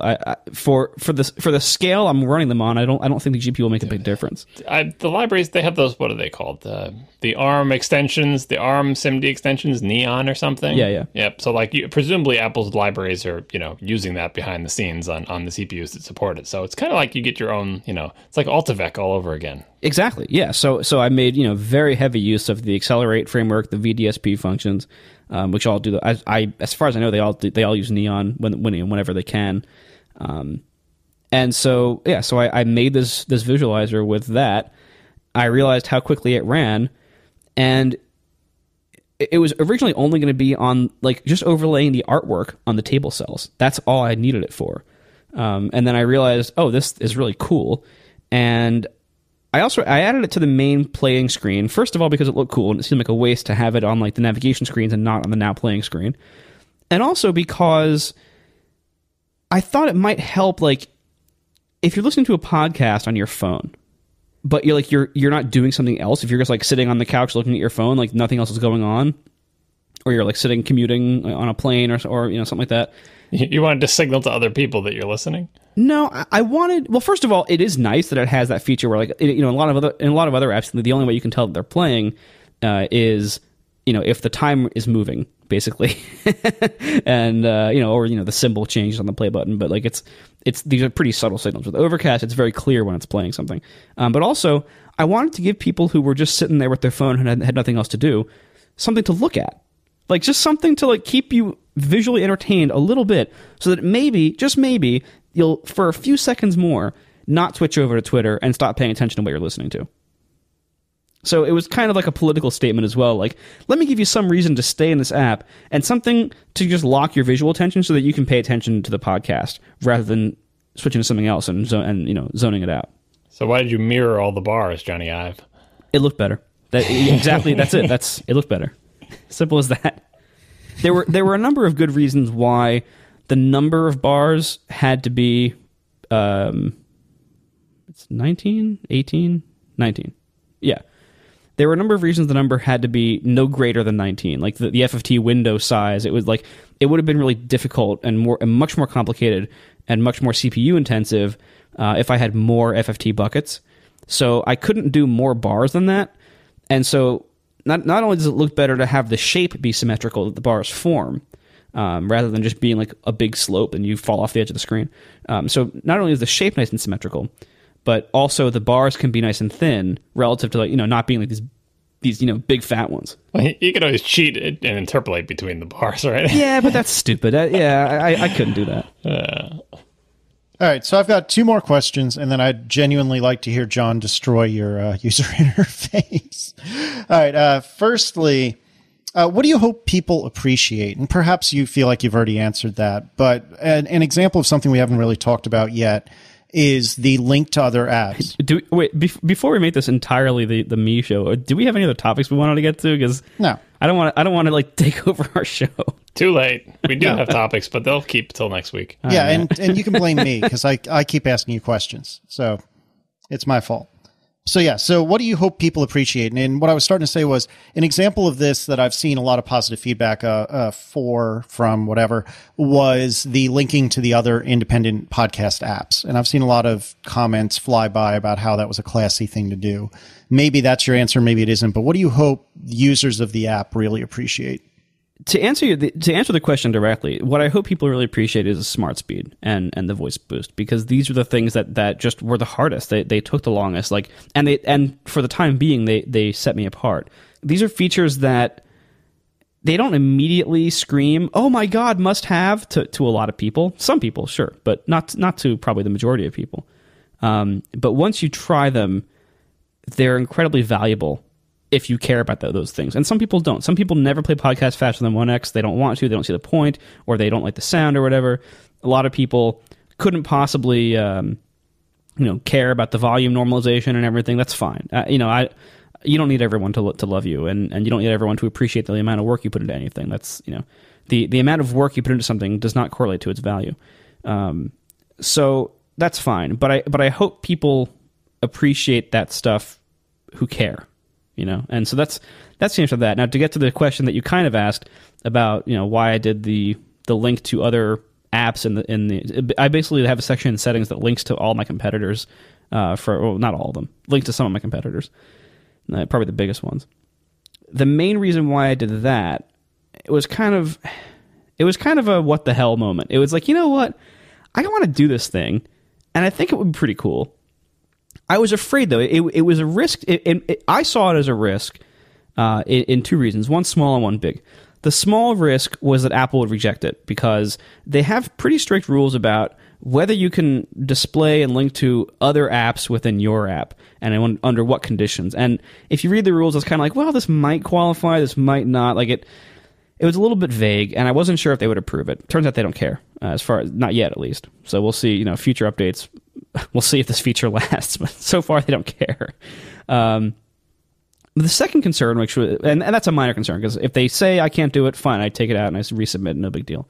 The second reason, though, was I was afraid that it would. My goal with doing this, with linking to my competitors, was really well-meaning. It was really to just some of these people are my friends. This is a small business. These are all indie developers like me. We're not talking about, I'm not linking to major corporations with VC funding who are trying to crush everybody and put everyone out of business. That's not this business. This is a business of small independent developers who are very similar to me. And I wanted to kind of show solidarity with it almost, just kind of be friendly with the business rather than being hostile towards my competitors. And again, some of these people are friends of mine, which made it even easier to do it. I was afraid, though, that it might be perceived as like me looking down on these people, like, oh, you don't like my app? Well, fine, just take one of these, because I'm like the arrogant asshole who everyone hates, and like I was worried about that perception happening, but it didn't. And in fact, not only did it not happen, I didn't see a single person who seemed to think that. Having that feature in the app, I think, has gotten me more tweets, more comments, more emails that are all positive than anything else in the app, including like all my features, smart speed, like people like that more than everything else I've done in the app, according to what people are telling me about and what people are posting on Twitter. People love it. They love it. I was just going to bring up the one jerk who I saw who was yelling at you about that on Hacker News. I guess you didn't see that one. But anyway, rest assured that the internet... I haven't read through all of Hacker News yet. If you, read the Hacker News thread. There's one guy who gets all upset that you link to your... It takes a special kind of determination to dislike somebody to figure out a way that someone linking to his competitors in a respectful way from his application is somehow shows that he is a terrible person. But this person took their best shot at it. Yep. So my last question, which I think you just answered seconds ago, was what was your most surprising response? And it sounds like the linking to other people's apps was that. Yeah, definitely. That and a combination of both of how many people immediately saw that and immediately cared about it in a positive way. So that's number one. Number two, I was really just overall very pleasantly surprised at how positive the reactions generally were. I didn't know. Like, until this launched, I had no idea whether anyone would care about the new cool stuff I did, because I don't support the iPad, the Mac, Android. I barely support the web. I don't have streaming. I don't support videos. Like, there's all these limitations in Overcast. Those are pretty big omissions to a lot of people, but they're not very big to me. I only listen on my iPhone. I didn't really feel myself that all these other platform clients were important to have on day one. Not as important as launching, a year earlier, say. So, right. So there was that. I also, I never listen to video. I never watch video podcasts because I'm always listening to podcasts in context where I can't look at a screen. So I don't use video podcasts. And streaming, as I said, like, I'm going to add streaming. I didn't make it into version 1 because it wasn't so important to hold back the release for another 3 months while I did it and wait for iOS 8 like that. So that's why. Overall, though, I didn't know how many people out there thought like me on this. Like, certain features I don't even have, big and small. I didn't know how many people that would anger and offend and turn off, and who would just say useless 1 star. And it turns out there are a few, of course. There's always going to be a few, but it's a much smaller percentage of people than I expected. Yeah, that's awesome. And to back up just a brief moment, I should point out that I was curious how you were going to handle ordering the podcast apps that you were linking to, because one could perhaps unreasonably construe that, whatever you put at the top is clearly your most favorite of all your competitors. And I don't remember if it was that you told me or I noticed, but you found a way around that, which I thought was very clever. I just randomized the list every time you open the screen. Right. Which I thought was a very clever idea and a really good touch as well. Yeah, I do the same thing for the same reason with the directory categories. Like, the category list itself is ordered intentionally, but the podcast in each category are randomly ordered every time you load it. Nice. Same reason, because it's like, I don't want to have to rank these 1 through 6 in this category. Like, I don't care that much. I don't want it to be like that. You could always do alphabetical for the directory, I mean. Yeah, but then you have AAA Tech Show. Then you have the Yellow Pages problem. Well, people are going to be gaming your particular iPod podcast application. Well, but like your listens to Casey, it's like, you want to add that security now or later? It's better off to add it now. Right. So yeah, that's why I did that way. And also, by the way, another risk that I thought. The only developer who was in that list who knew about it beforehand was _David Smith, because he's a friend of ours and he was on the beta. So Pod Wrangler, by _David Smith, that was the only app on there that knew about it beforehand. I was also afraid, and this could still happen, that one of those developers would get really pissed off at me for including them on that list and would demand removal. If that happens, I can do it server side. It's no big deal. But why would they demand removal? I don't. Maybe they really hate me as a competitor and don't want to be in my app at all. I don't know. They don't want you to link to their app. It was a risk. I don't think it was a major risk, but I was worried. Like, what if one of these competitors gets really upset with me putting them in here? I think it's an insane thing to have to worry about, but I concur with you, Marco, that is something I would worry about as well if I were you. I mean, keep in mind, I've been kind of overly sensitive to what of this thing I'm doing that I think is well-meaning and harmless. What could people possibly have a major problem with?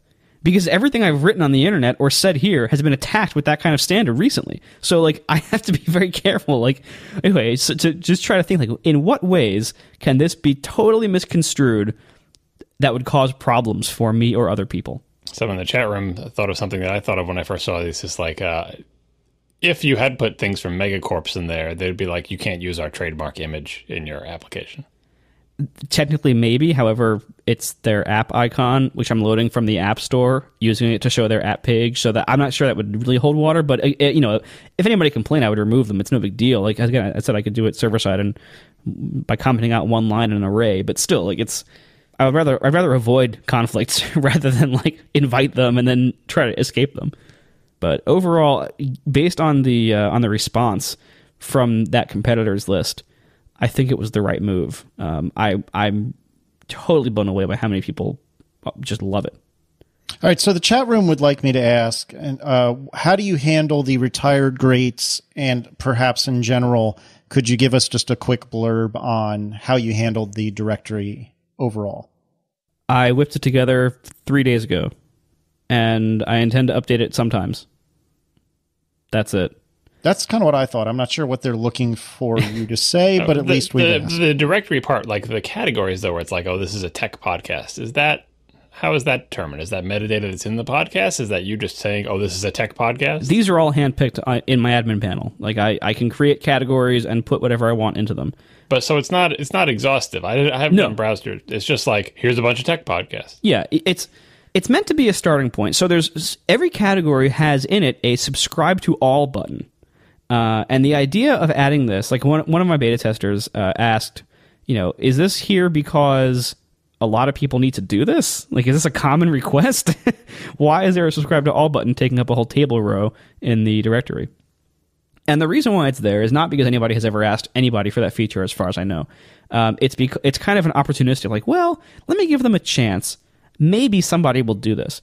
It's a way, in my opinion, it's a way to promote podcasts and to give people a quick way, if they subscribe to nothing, if this is their first time ever using a podcast app and they don't know what to subscribe to, go pick a category, hit subscribe to all, and you'll have enough content to last you most of your time that you need to listen to something. So that's basically it. It was like these are like little mini collections, like little mini curated collections of 6 to 8 podcasts in each category. The idea was not to be exhaustive, but to provide like a starter kit to people. And this is a hedge. I don't know if the directory will prove to be the most important part here, in which case I should probably make it more robust, or if most people will use search and Twitter to find their stuff. So this is kind of a hedge where I have like a medium strength Twitter feature, a basic directory, and a good search. And I think a good search you always have to have. So that's out of the question. You have to have that. But between like the Twitter and the directory, like which one do I focus more time on in the future? That will be determined by what people actually use. Well, you can amp up your directory as people start using the application, because then you can do the stuff that Apple does in its store. I'm assuming you don't have access to Apple's metadata, right? Like, new and noteworthy, top rated or whatever. But you can say like popular. So pretty soon you'll know what are the popular tech podcasts, not just from your list, but in general. Like if you are willing to categorize a large portion or scrape categorizations from a large portion of the podcast, you will have data to know, oh, this one, you could rank them by popularity. Like, what is the most popular comedy podcast and put that one up at the top. Well, the podcast they put iTunes category metadata in the feed usually. Like because the iTunes has this RSS spec that almost every podcast feed adheres to, so they can be listed in iTunes. and so many podcasts claim their own categories in the feed. So if I wanted to do something like that, I could. I'm not convinced of the value of that.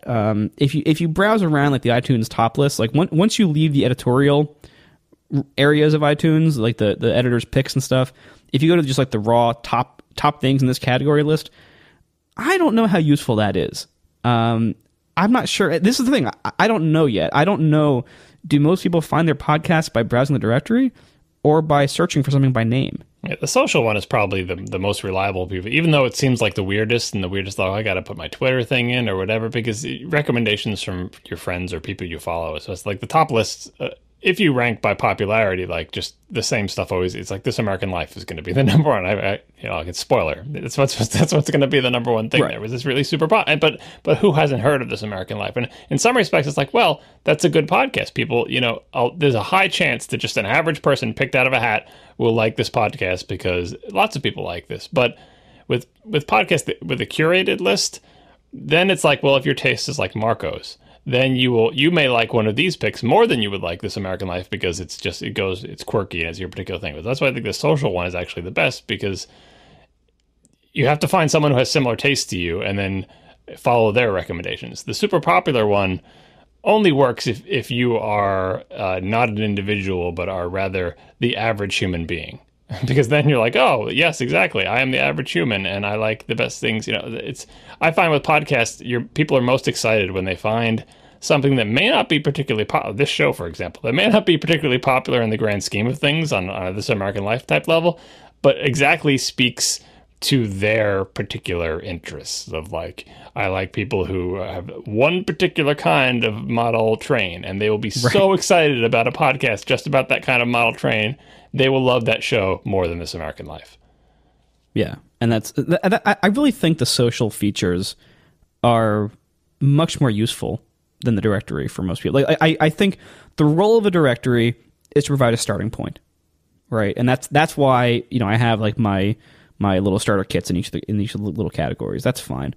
But once you get past, give me a few things in X category, the browsing experience is terrible. The usefulness of the rankings is off. That's why I think this whole social thing is the way to go. I don't know. All right, John, do your worst. Thanks a lot to our 3 sponsors this week: Need, Squarespace, and Fracture. And we will see you next week. Now the show is over. They didn't even mean to begin, 'cause it was accidental. Oh, it was accidental. John didn't do any research. Marco and Casey wouldn't let him, 'cause it was accidental. Oh, it was accidental. And you can find the show notes at atp.fm. And if you're into Twitter, you can follow them at CASEYLISS. So that's Casey Liss, MARCOARMENT, Marco Arment, SIRAC, USA Syracuse. It's accidental. They didn't mean to. Accidental. Tech podcast so long. Did you really just do that? No, it should be in the after show, because this is just, I was on the beta, so it's not like I'm, saying anything that like I should have been giving more feedback during the beta, but every time I went to the beta feedback thing and I read everyone else's feedback, I'm like, yeah, they're getting all the stuff. Like, people would say things, yeah, good, someone said that already. Oh, and good stuff. You had a lot of good beta testers, so they covered everything more or less. Although, I have a few things I could throw out. Some of these have already been said, but they're worth saying in the show. What did they cover insufficiently?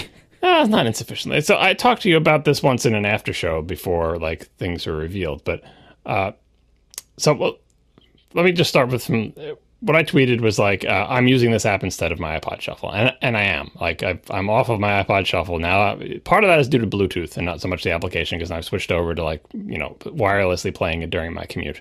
Just let me believe it's the app. Yeah, but the other part is, here's the other part. I'm one of those people who does not care about smart speed. I don't listen to things at more than 1x. I don't need a volume booster. So all those features you spent a long time ago are meaningless to me.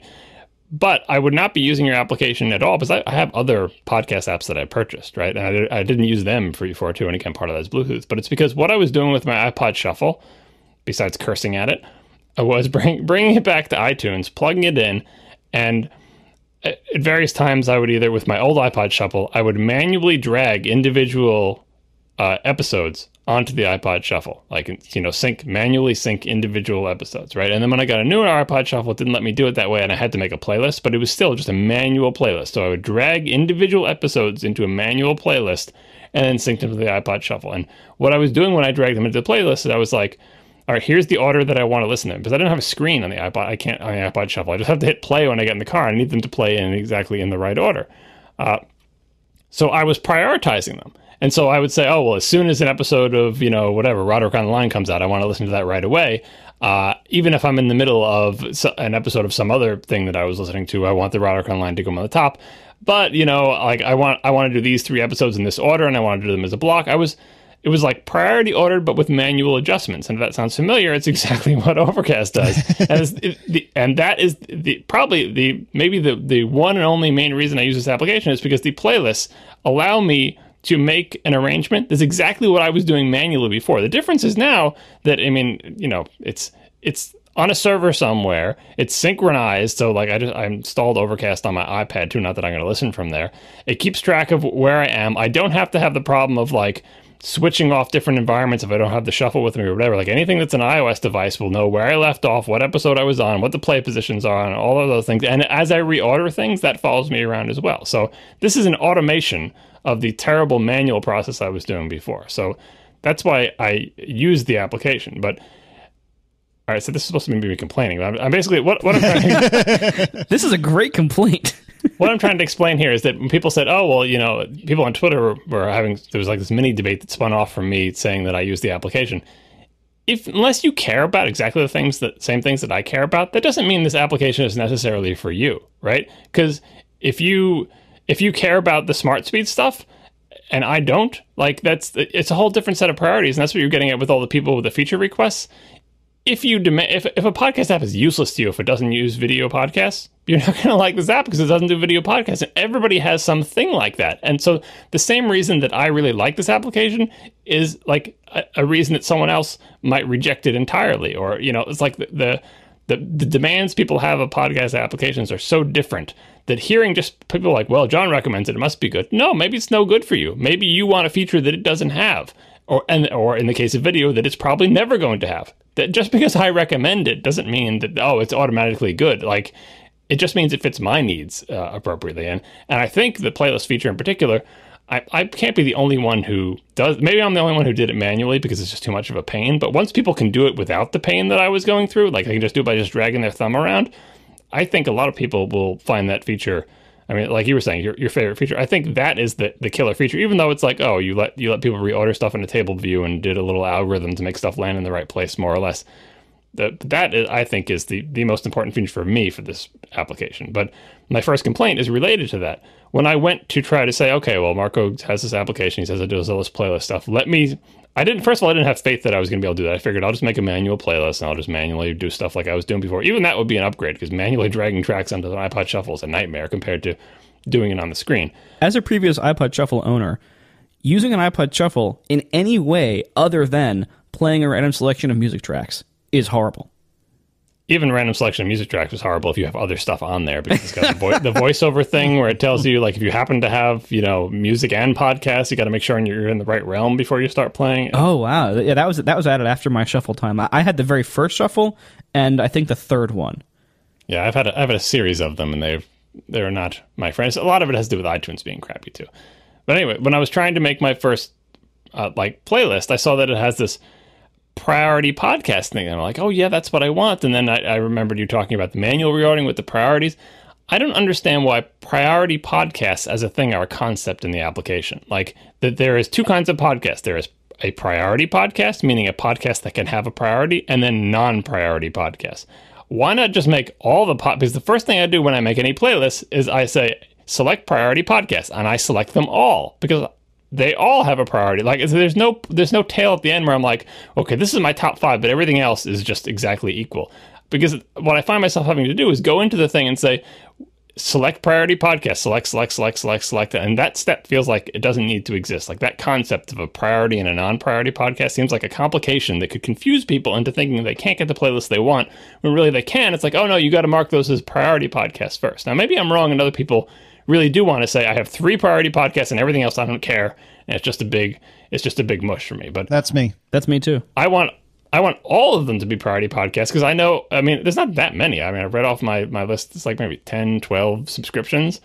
I know which ones what order I want them in. All 12 of them. It's not as if I have them confused about any ones at the bottom. Anyway, people in the chat room are saying they just want to prioritize a few of them. But for me, that is an additional complication that confused me at first, and then it frustrated me every time I had to go make a playlist because I had to select the priority. And even now when I add a subscription, because I still haven't even caught up, like I think I didn't even put Core Intuition on here yet. When I go add that, I'm going to have to remember to go into my playlist and mark that as a priority podcast and sort it, rather than it just becoming the last priority podcast or whatever, or the first one or something like that. Now it's in the non-priority podcast category. So I find that frustrating. A couple of people have already complained to you about this, but like this, I know I have a crappy A5 device, but there's a pause sometimes when I tap on a thing before it switches screens, before it starts playing. I don't know what it's doing during that pause, but it's not playing the audio. It's for already downloaded stuff. Do you have any idea what that? Yeah, no, that's real. Yeah, that is like I have to async that basically. Like the API for reading audio files, it's just like this old blocking C API. And what I would love to do is have lower level access to the files, so I could like whatever it's doing for on certain files where it has to like preload something or pre-read something to get from 0 to playing. I would love to do that when it downloads and then cache the result of that, so that way when you go to play it, it can play instantly. But I don't have that. I don't have that kind of access in the APIs, and maybe I can go lower level somehow, but I haven't found a way. Some kind of like Amazon Fire predictive, like if I've just added a podcast or if I've just downloaded it, chances are good that that's going to be the one that I'm next going to play. Or even if you want to fake it out and make it perceptually faster by changing screens before the playing starts. Right. So that's the right answer, and that's what I have to do. I just haven't done it yet. The right answer is I have to like kick off the screen load and then give the screen like a loading state, and then like give the now playing screen a loading state, and then kick off the load of the file asynchronously. So I have to do that. It's on my to-do list for 1.1 or whatever. I haven't gotten to it yet.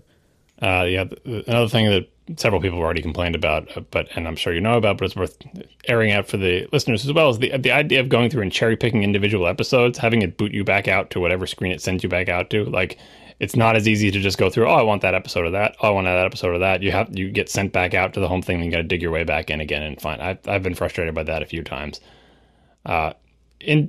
This one, I know you got complained about this too, but I don't remember what your answer for it was. If you are unfortunate enough to hit the end of a podcast before you realize you've hit the end of it, and it goes away, like I don't know what the solution is, but you're saying like maybe you could have a holding bin for it or whatever. Several times I've either accidentally scrubbed to the end of the podcast, which is easy to do with the fat thumb on the little scrubber thing or whatever, or it has run out when I've it's been playing and I took my earphones off and didn't notice it was still playing or whatever and hit the end, and now the thing is gone and I have to re-download it. What are you doing about that one? That's tricky. Most of the feature requests I've gotten so far today, or the people who are like, oh, I cannot use this app because I need to manage X. Almost all of them are storage management of some sort. Like, a lot of people are, like, one request that I keep getting, which I never really considered that, people would want this, but they do. I just didn't cross my mind, I guess. Is a different state, a state of things that are new, or that you haven't played and deleted. So like they're like the active state of the item, but that is not downloaded and won't be downloaded. Because right now my states are basically needs to be downloaded, and deleted. That's it. Like those are the 3 states an item can be in. Yeah, like a pre-download, like a will be downloaded queue. No, but what people are asking for is they want items that like on certain devices just are never automatically downloaded. Right, like it's a queue that doesn't run it. Like it's a new item. Yeah, it's a new item that I want to keep as new, like keep as unplayed, but don't have the app try to download it. And maybe I'll try to download it some other time.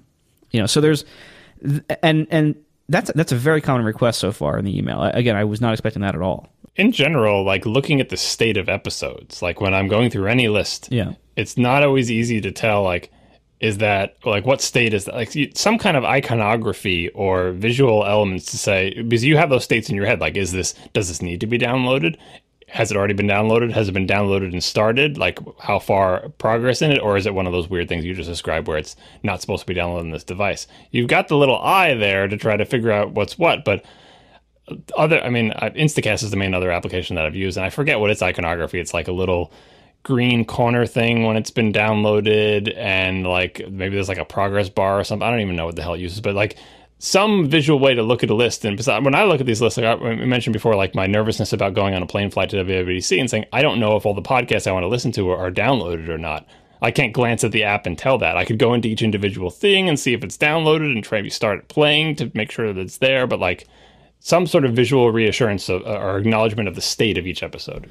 See, and that this is going to be a hard balance to strike. This podcast apps, I think on one extreme you have apps like Downcast. I think iCatcher is like this, where they just have tons of customizable settings for everything. That comes at a pretty big cost of interface complexity. And, this app is trying to be mass market. I'm really trying to compete with Apple and Stitcher. Like that's what I'm looking at. I'm not trying to compete with Downcast and Pocket Cast and Instacast. But this isn't like a twitchy feature. This is like a simple, like a visual. I mean, I guess it's like visual clutter you're trying to not have. Like you need to convey a certain amount of information, and you don't want to make it clutter. You don't want to have like you look at an episode list and it has like a million little stickers and dials all over it, telling you like obscure icons that you're like, what does that mean? And it's like a lollipop, and there's a red circle, and there's a line through it, and there's a thing that looks like it could be a progress bar. Like, but I think that state information about which one was I just playing, which thing is currently paused. I mean, like you said, with the big giant EQ meter over the things, like that gives an indication of what's currently playing. But for all the other states, like, has this been downloaded? Is this going to be downloaded? How far am I in the episode? Is it played or not? And by the way, someone in the chat room mentioned a reasonable solution to what happens when the timer goes off the end. Have a recently played list that like you just pull off the end and delete from that after some period of time. So if you accidentally scrub your way through an episode, you can go to the recently played list. I don't know what the good solutions are. Like the reason I didn't put a lot of these in like the beta feedback is there was no I can't say, oh, well, obviously you should need to do whatever, because I would try to think, well, how would you solve that problem? They're not easy. Like there's only so much room for buttons. There's only so much room for visual clutter. And you have a navigation hierarchy that you don't want to like break out of that and start going like 3-dimensional chess where like you normally go right to left, but you can also zoom in and out, and it gets confusing because, like you said, there's a lot of screens. Right, and the question with all these features, I want a way to do X, I want a way to toggle this state without affecting this state. So I want a new state of this, or I want a new option to do this. One of the big questions is, well, where do you put all this stuff, and what do you do in the interface? To, is that hidden behind a gesture? If so, how does it explain to anybody? Is it behind like an info button? Well, where do you put the info button? Is it in the settings screen? Well, then how big is the settings screen? Like the apps I've mentioned, like the ones that have a lot of options, like Downcast and iCast, they have like 6 different pages in their settings screens because they have like all these settings that people request have to go somewhere, and the UIs for that can be pretty clunky and cumbersome and can turn off a lot of people. And so I'm trying to balance this, I'm trying to balance between trying to give people what they want, or rather, trying to give people what they ask for, and trying to be a mass market appeal app. I don't want to add 1 million features. I'm never going to win that race, and mostly because I can't, but secondarily because I don't want to. If you want tons of fine-grained controls over all that stuff, I think you'll be better off using Downcast. Just use Downcast. You could just concentrate on making it the features you already have, the features that are already there, making it clearer to the people using those features what's going on. Because you have a certain amount of state that you already support, right? And you have certain features that you already support. But a lot of them, like you said, like it might be hidden. Like just to give another example, I'm looking at the app now. On the little download icon, it has a badge that says 5. I tap. First of all, I don't know what that badge means. I assume that means there's 5 downloads. Are they in progress or whatever? I tap on the little 5. I see a list of 5 episodes. They all say download paused underneath them in very light text that would be hard to read if I was even older. I don't know why these are all paused. And like this is an example of, you know, the mysteries of Overcast. Sometimes it does things that I don't understand. When it's best, it's best working best when it's like you're in the cycle. Now you see why I wrote 3 downloaders. Go ahead. Well, it's best when you're in sort of the cycle where like I was in a long period of time where it's just like I didn't do anything to the application. I had set up my subscriptions. I had set up my playlists. I would wake up in the morning. All my podcasts would be there in exactly the order that I wanted them. And I would just play. Like that's, you know, that's how you want it to work. It's like I don't have to touch this application. It does exactly what I want. I never have to wait for it or whatever. But when something does go wrong, or I want to do something weird, like, oh, you know, someone recommended, this was before the Twitter recommendations, but someone recommended that I should listen to that episode of the Electric Shadow where they talk about Apple TV. So I go into search, find Electric Shadow, find the episode. I'm like, well, how do I get this into my thing? Oh, now I got to mark it as a priority podcast, or maybe I could just manually arrange that. Am I subscribed to Electric Shadow now, or did I just download the one episode? Is it going to download all the rest of the Electric Shadows, or does it know I just got that one? Like, these are features that already exist. Like, you can do all of these things, but I was unsure whether I was using the app in the right way to do them. You know what I mean? And like that, I think, rather than adding features other than the ones you think you have to add, is probably the place to concentrate, especially for mass market, because this app already does tons of stuff and already has tons of features, but it's not always clear to the inexperienced user or the new user that those features exist or that there's people are successfully using them. Yeah, you're totally right. I mean, I agree. I'm not going to argue with you there. I agree. There's a lot of things in the app that are not as clear as they should be, and that are not as intuitive as they should be, and a lot of features that are kind of hidden, that, you know, probably shouldn't be. You know, it's 1.0, and I'm open to suggestions. So file a bug. Yeah, well, that's the problem. Like, if I had all the good suggestions, I'd be telling you exactly what to do. But it's not an easy problem. Like, it's not like, oh, it's a lot of times it is. You use an application, you're like, oh, this is obvious. You should be doing this. And it's for some of the features are easy to do. Like, oh, Marco, you should totally let me start listening immediately and then save that as a download. Like, you know, you need to do that. That's a technical thing. You can tell the person exactly how you want it to work, and it's fine. But the UI things, it's like, so what do you add? What buttons do you add? What buttons do you remove? You know, we've already got swipe and tap. Where else are you going to stick this other thing? That's why I keep thinking visually. Like, I don't know what the design would look like. I think you could get something that fits in the theme, but that's the only thing I have a concrete suggestion for is like some kind of visual indication of the states that already exists for episodes and such, and the navigation thing of when you're trying to cherry pick episodes, not getting chucked back out. But again, you've heard most all this feedback before. I'm more or less just airing it on the podcast so other people can know that you've heard this feedback. You should just make the beta board public and say, people have said all these things before. Take a look. To some degree, it's a difference of philosophy on how much of this stuff that people are asking for I should even offer. I would much rather favor good default behavior than a preference if I can get away with it. And there's sometimes when you can't get away with that. You know, sometimes like if people are really divided on something and it's like, you know, 50-50, half people want this, half people want that, neither of them is clearly better than the other, or just like a difference of preference, like then you usually have to have a setting somewhere for that. Do you think you need a setting for hit the end of the episode, it immediately gets deleted and you can't find it again? Because the disk-based people probably want that. People who are like, I want it to be gone immediately. But if you just put them into the recently played episodes thing and got rid of them after 5 minutes, the disk-based people wouldn't care. But the I accidentally went to the end people, it's kind of like the did you mean to scroll to the top by hitting the status bar, or did you not really? In Instapaper, right?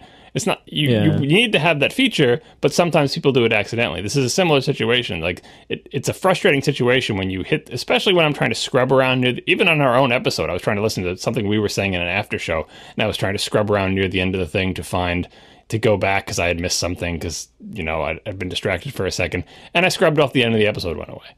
That's not good. And like the disk space people, I'm like, you can wait 5 minutes, disk space people. Like I'm one of the disk space people. Believe me, I will get those emails. I'm always running out of space on my devices too, but it's much worse to accidentally try to, you know, scrub back to hear something that Casey said, accidentally go off the end, and and people who are asking for a skip to skip the ATP theme song, and I'm like, oh, people like the theme song, right? But I find myself, speaking of going off the end, at the end of Back to Work, I don't like listening to that theme song. As soon as it starts playing, I want to be done. But to make the episode go away, I have to manually, as far as I know, manually thumb the scrubber to the end to make that episode, be marked as played. Where as far as I'm concerned, as soon as the little music starts playing, I'm done with the episode. Yeah, I just hit fast forward like 3 times, which is enough to cover it, and then it deletes itself and goes to the next episode. Yeah, I know. I'm saying there's no good solution to that, but what I'm saying is like the things that happen near the borders at the end of the episode and fighting with the little, the behavior of should it go away. Sometimes I want it to go away immediately. Sometimes I don't want it to go away accidentally. And so, but I think just like the, recycle bin or trash can or whatever, having some sort of buffer zone for things to stay in for a short period of time without any settings related to that. Just say that's the behavior. The people who need the space will just tell them it's immediately freed, and then 5 minutes later it will be. Yeah, right. Yeah, I mean that's worth considering, but then I have to have a UI for, okay, well, how do you get to these deleted? Do they show up in a special list somewhere? Yeah, it would just be, like you have playlists, right? So I would just keep using that metaphor. Like these are smart playlists that are built in. You know what I mean? Yeah, I don't know. There's enough cost to that feature that I'm not sure it's worth it. Like, and then there's the cognitive burden that you put on all the users when an app could behave in 2 or 3 different ways.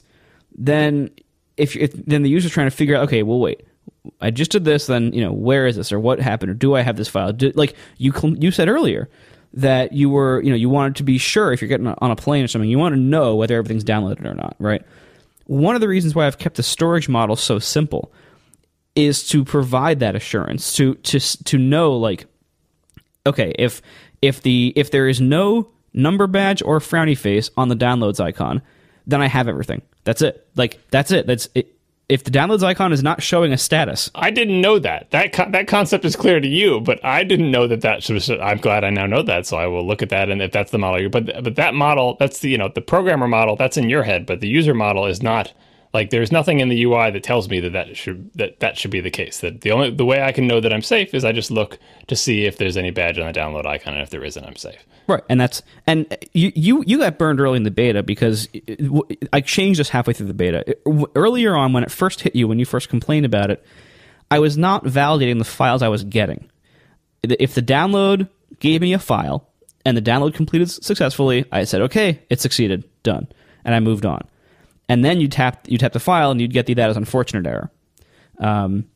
So, and it would say, "Oh, I can't play this file. I don't know why." Like that error means that opening the file in the audio processor failed, and often that was because it was a bad download. Sometimes it was like it was not actually an audio file. It was like somebody's 503 page that when there was a server error. Like, so what I do now in the downloader, after you made that complaint, that was correct. And so what I do now is as soon as the files download, there's a brief pause where it seems to freeze at 99%. And the reason why is because it's loading it into the audio processor right then to see, is this a real audio file, and how long is it, and is there anything any information I need to get from this? That way, once it downloads, it can give you an accurate duration, and if it's not actually an audio file, it can consider that a failed download, and then show it in the UI and maybe try to retry it later or something like that. So now with that, you can be pretty sure that what you're getting, like as soon as it was downloaded, it was tested in the thing that opens audio files. So it will open. Well, I know you've got the accidental delete by scrubbing complaint before, and I think you'll get it again. So maybe, like you got it from a couple of people in the beta. Maybe you'll check your email to see if it comes up more often. But I still say that scrubbing around in a downloaded episode should never cause that episode to be deleted. Despite the fact that, yes, I agree that when you're done playing the episode, having it be automatically deleted is pretty much what people want to do. But me moving my thumb around or even hitting the fast forward button should never cause that episode to be. Because if I am on the plane, everything's downloaded, and I'm listening to something, and at the beginning of the episode, they make a reference to something at the end. I'm like, oh, I want to skip to the end and see what they're referring to. And I go skip to the end, it gets deleted. Like, I wanted to listen to that 2-hour podcast. Now I'm in a plane with no Wi-Fi, and I can't. Like, using the scrubber does not seem like it should be something that causes data loss. Well, but because, like... But, I mean, you just wait to see what the feedback is. Like, maybe I'm the only one. There was like 2 or 3 other people who had similar comments in the beta. No, I've had it happen. I mean, just you'll if it's a problem, you'll find out. Because right now, like when the people download on day one, maybe they don't notice. But once they use it for a week or so, you'll find out what the real percentage is. Yeah, I mean, one thing I did about in like the second or third beta, I changed the scrubber so that before it was continuous. As soon as you would drag it around, it would seek to that point. And so if you just held your finger over and dragged to the right, it would eventually, like as soon as you hit the far right edge, bam, deleted the podcast. The way it's released now and the way it was about a third of the way into the beta is it's momentary, or rather, so like you have to touch down, drag it around. As you're dragging it around, it doesn't actually seek until you release it.